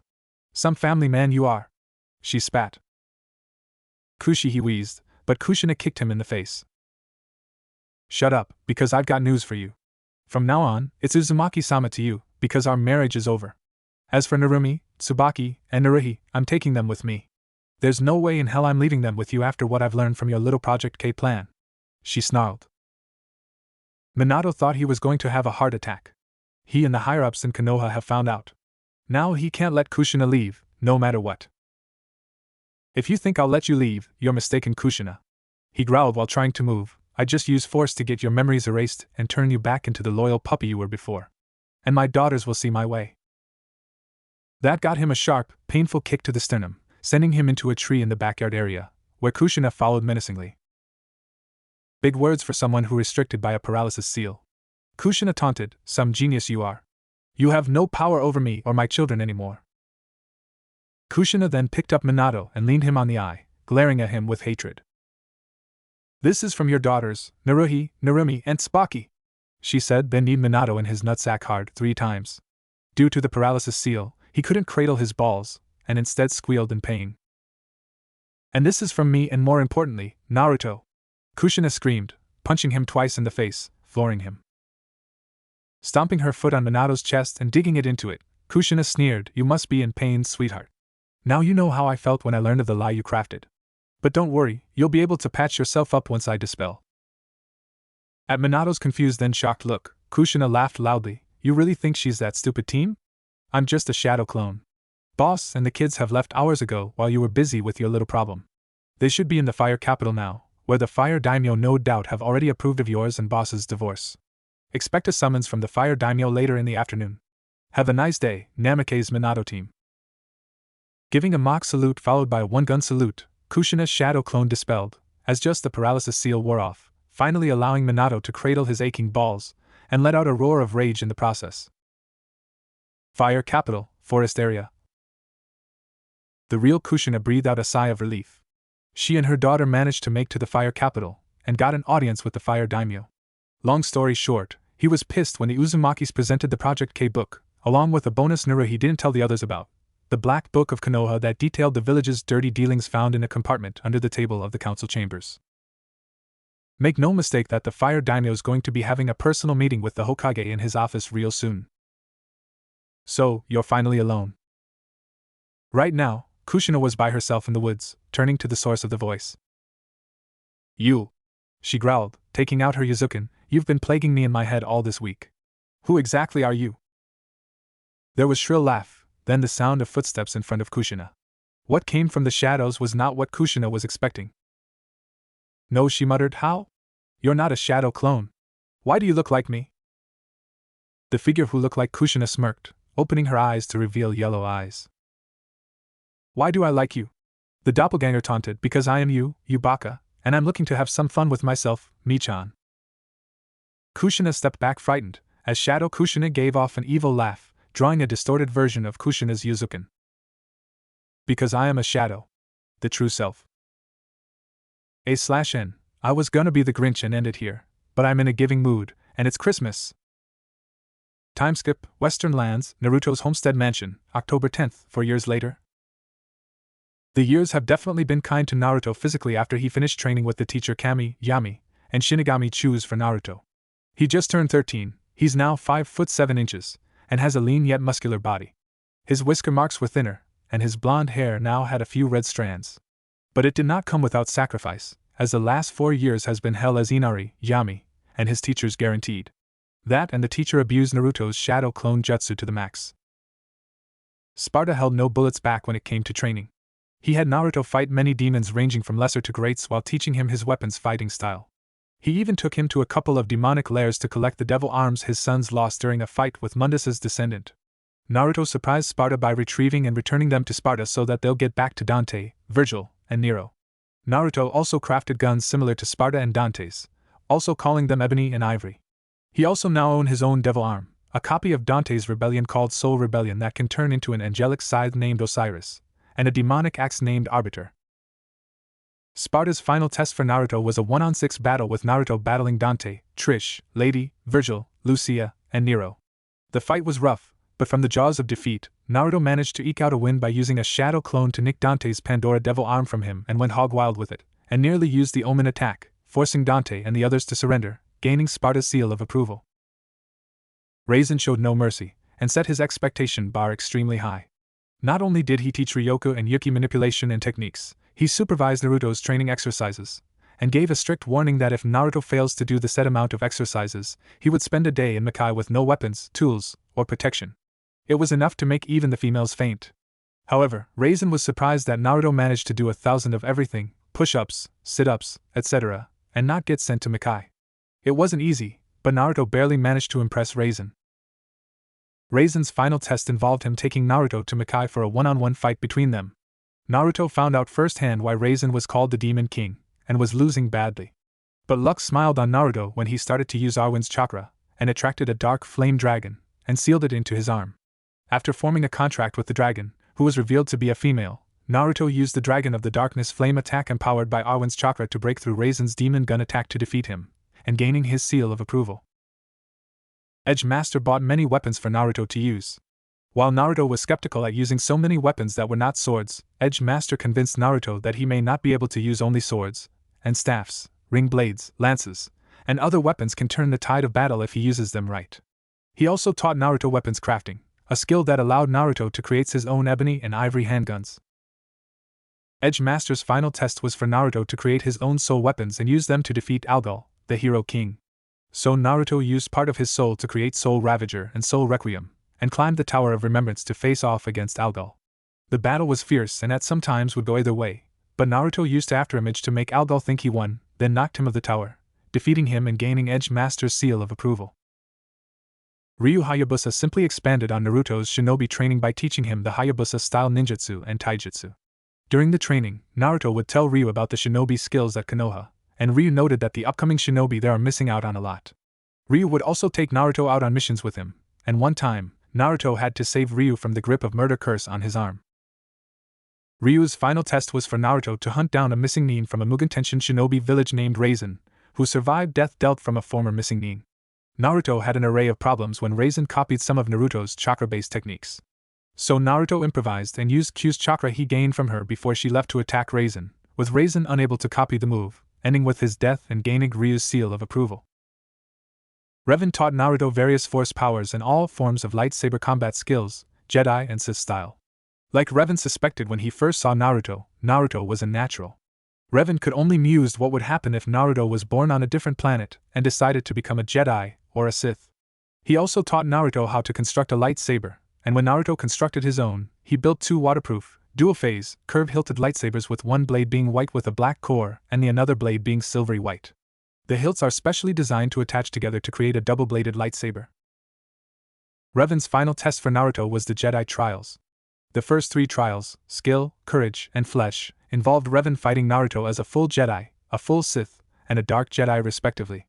After the trials of flesh, when Revan cut of Naruto's hands, Naruto blacked out from the pain to complete the trials of spirit and insight, in which Naruto faced off against his dark self and shadow self, with the latter allowing Naruto to receive a new power unlike any other, and gain Revan's seal of approval after his hands regenerated. Mishima Jinpachi, on the other hand, tested Naruto first by dropping them off a cliff and see if he can climb back up without using chakra. Naruto managed to successfully do so, while listening to Q's rant about ripping Jinpachi's head off. Jinpachi was relieved that Naruto made it, but was surprised that Naruto didn't hate his guts for it. He taught Naruto his family fighting style, the Mishima fight karate style, and sometimes wished that Naruto was his son and not Heihachi. Jinpachi's final test was for Naruto to face off against Mishima Heihachi himself at his Hanmara castle. Honesty, Heihachi's mouth and demeanor was all Naruto need to not hold back against the bald-head asshole. Despite Heihachi's strength, Naruto easily defeated Heihachi in an uneventful match, and gained Jinpachi's seal of approval. Hazama was not pleasant to be around. He was constantly belittling Naruto, and reminding him about the hell he suffered in Konoha. The day Naruto snapped, Hazama explained that he was only riling Naruto up so that he can be immune to others trying to use psychological warfare to get under the skin. Now that Naruto understood, he started counter-trolling Hazama, his words impressing the god of trolls himself. In addition, he taught Naruto how to gather information discreetly, and how to draw on the power known as the Azure, allowing them to use an item called the Azure Grimoire. Hazama's final test was for Naruto to find and defeat the Mad Dog Azrael from an organization called Sector 7. During the fight, Naruto had Azrael on the ropes until the latter released his seal known as Enchant, Dragunov that caused Naruto all kinds of problems and forced him to retreat. Hazama later revealed that Naruto was not meant to win, but to gather information on Azrael, and which Naruto succeeded with flying colors. After Hazama gave Naruto his seal of approval, Naruto summoned several shadow clones to beat the crap out of Hazama. Seijiro Hiko acted as though he didn't want to teach Naruto due to the fear he'll be like his previous wayward student, Himura Kenshin, aka Batasai the Manslayer. When Naruto learned about Hiko's relationship with Kenshin, Naruto grabbed a katana and attacked Hiko while yelling at him that he was not Kenshin. He is Naruto of the Uzumaki clan. That was enough to get Hiko to relent and finally teach Naruto the Hiten Mitsurajiryu style Kenjutsu. Hiko's final test was simple. Naruto had to overcome Hiko's Kuzuraisan, 9-head dragon flash, that will kill him.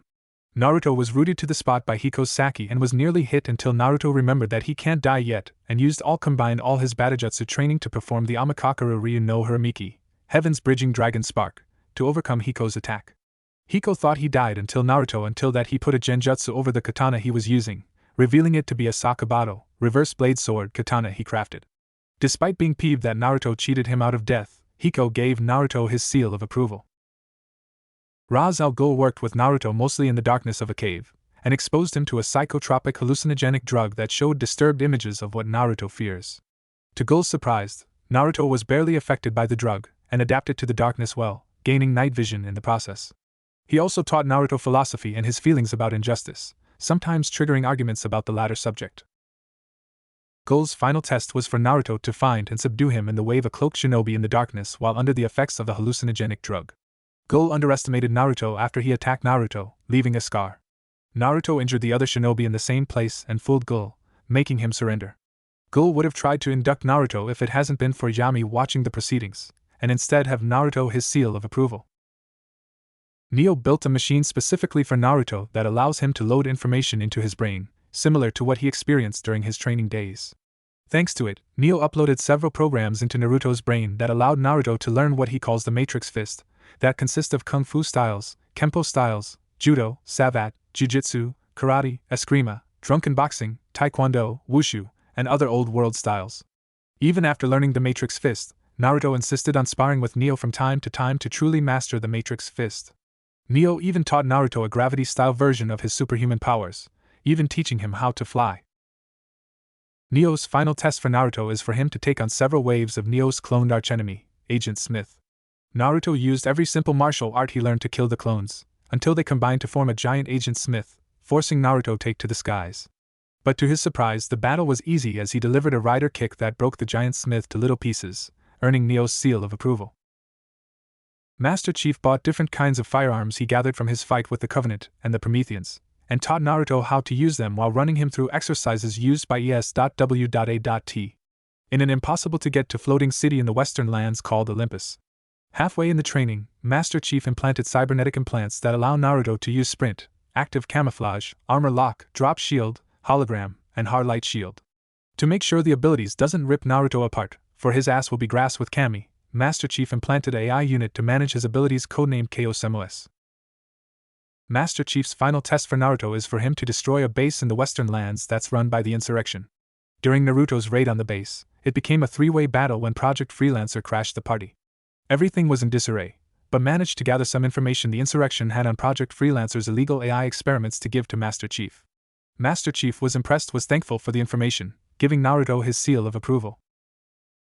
Akuma did not pull his punches with Naruto, who have the scars to prove it, but made sure the training was not extreme enough to get himself in the crosshairs with Yami. He first taught Naruto the basics of the Ansatsuken, then his own style. He even had Naruto run mountainous courses for hours at a time, and would beat Naruto down until Naruto finally unlocked the Satsui no Hadu. After Akuma's beatdown by the others, Akuma started teaching Naruto how to tame the Satsui no Hadu, and luckily for Akuma, Naruto didn't lose any of his defining features. Unknown to Akuma, Naruto managed to evolve the Satsui no Hadu into something greater. Akuma's final test for Naruto to fight him. Simple? No. Because to Naruto's horror, Akuma became one with the Satsui no Hadu, turning into Oni. And just when it couldn't get worse, Oni upgraded into Shin Oni in the middle of the battle. Naruto was about to get killed and given to the Satsui no Hadu, when he awakened the power within him and gained the power of nothingness, and at the last second, used the Metsu Shoryuken, and then the Metsu Hadouken, followed by a Metsu Rasengan to defeat Shin Oni. Yami and Inari then intervened and reverted Shin Oni back to Akuma, who received a major ass-chewing from the two gods and gave Naruto his seal of approval. Aqua, on the other hand, was not a fan of teaching Naruto due to him having darkness, and fear that the darkness within him will make him go berserk while she trains him. Naruto and the others did not bother her about it, and went on to continue that they were doing until she finally gave in. Not only did she heal Naruto from his injuries from training, she taught Naruto light-based magic skills, and took him to a distorted reality of the Keyblade graveyard, where Naruto acquired the no-name and 2 Keyblades. Aqua's final test was the Mark of Mastery exam, something Naruto felt he was going to fail miserably. The first stage has moving, attacking orbs that Naruto easily destroyed. The second stage has Naruto face off against Aqua, who went full Keyblade Master mode on Naruto, forcing him to combine the light and dark element to use twilight magic, shocking and defeating Aqua.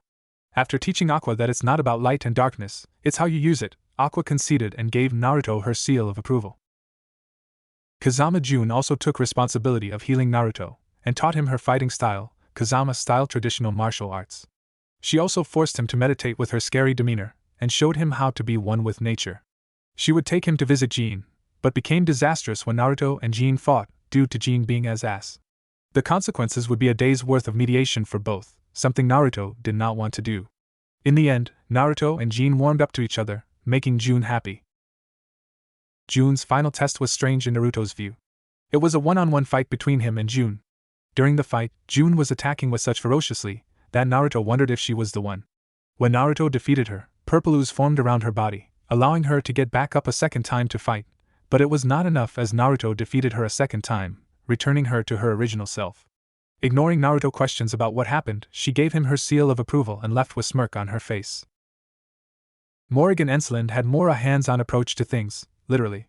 She taught Naruto formal matters in all kinds of forms, and also taught Naruto the human anatomy, while flirting with him in the process. Once Naruto hit 12, she started his sexual education, and boy did Naruto hate it at first to him getting extremely embarrassed about the whole subject. Q was more than willing to be Naruto's partner in his sex lessons, and found that Naruto was kind of a natural. That and him inheriting Q's feral nature helped a lot. Morrigan's final test originally horrified Naruto to no end. He had to take out on date and satisfy her with the deadline being midnight.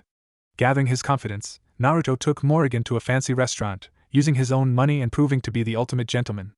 After Naruto rented out the most expensive room, he and Morrigan went at it well into the night, giving Morrigan the best fucking she had in her life.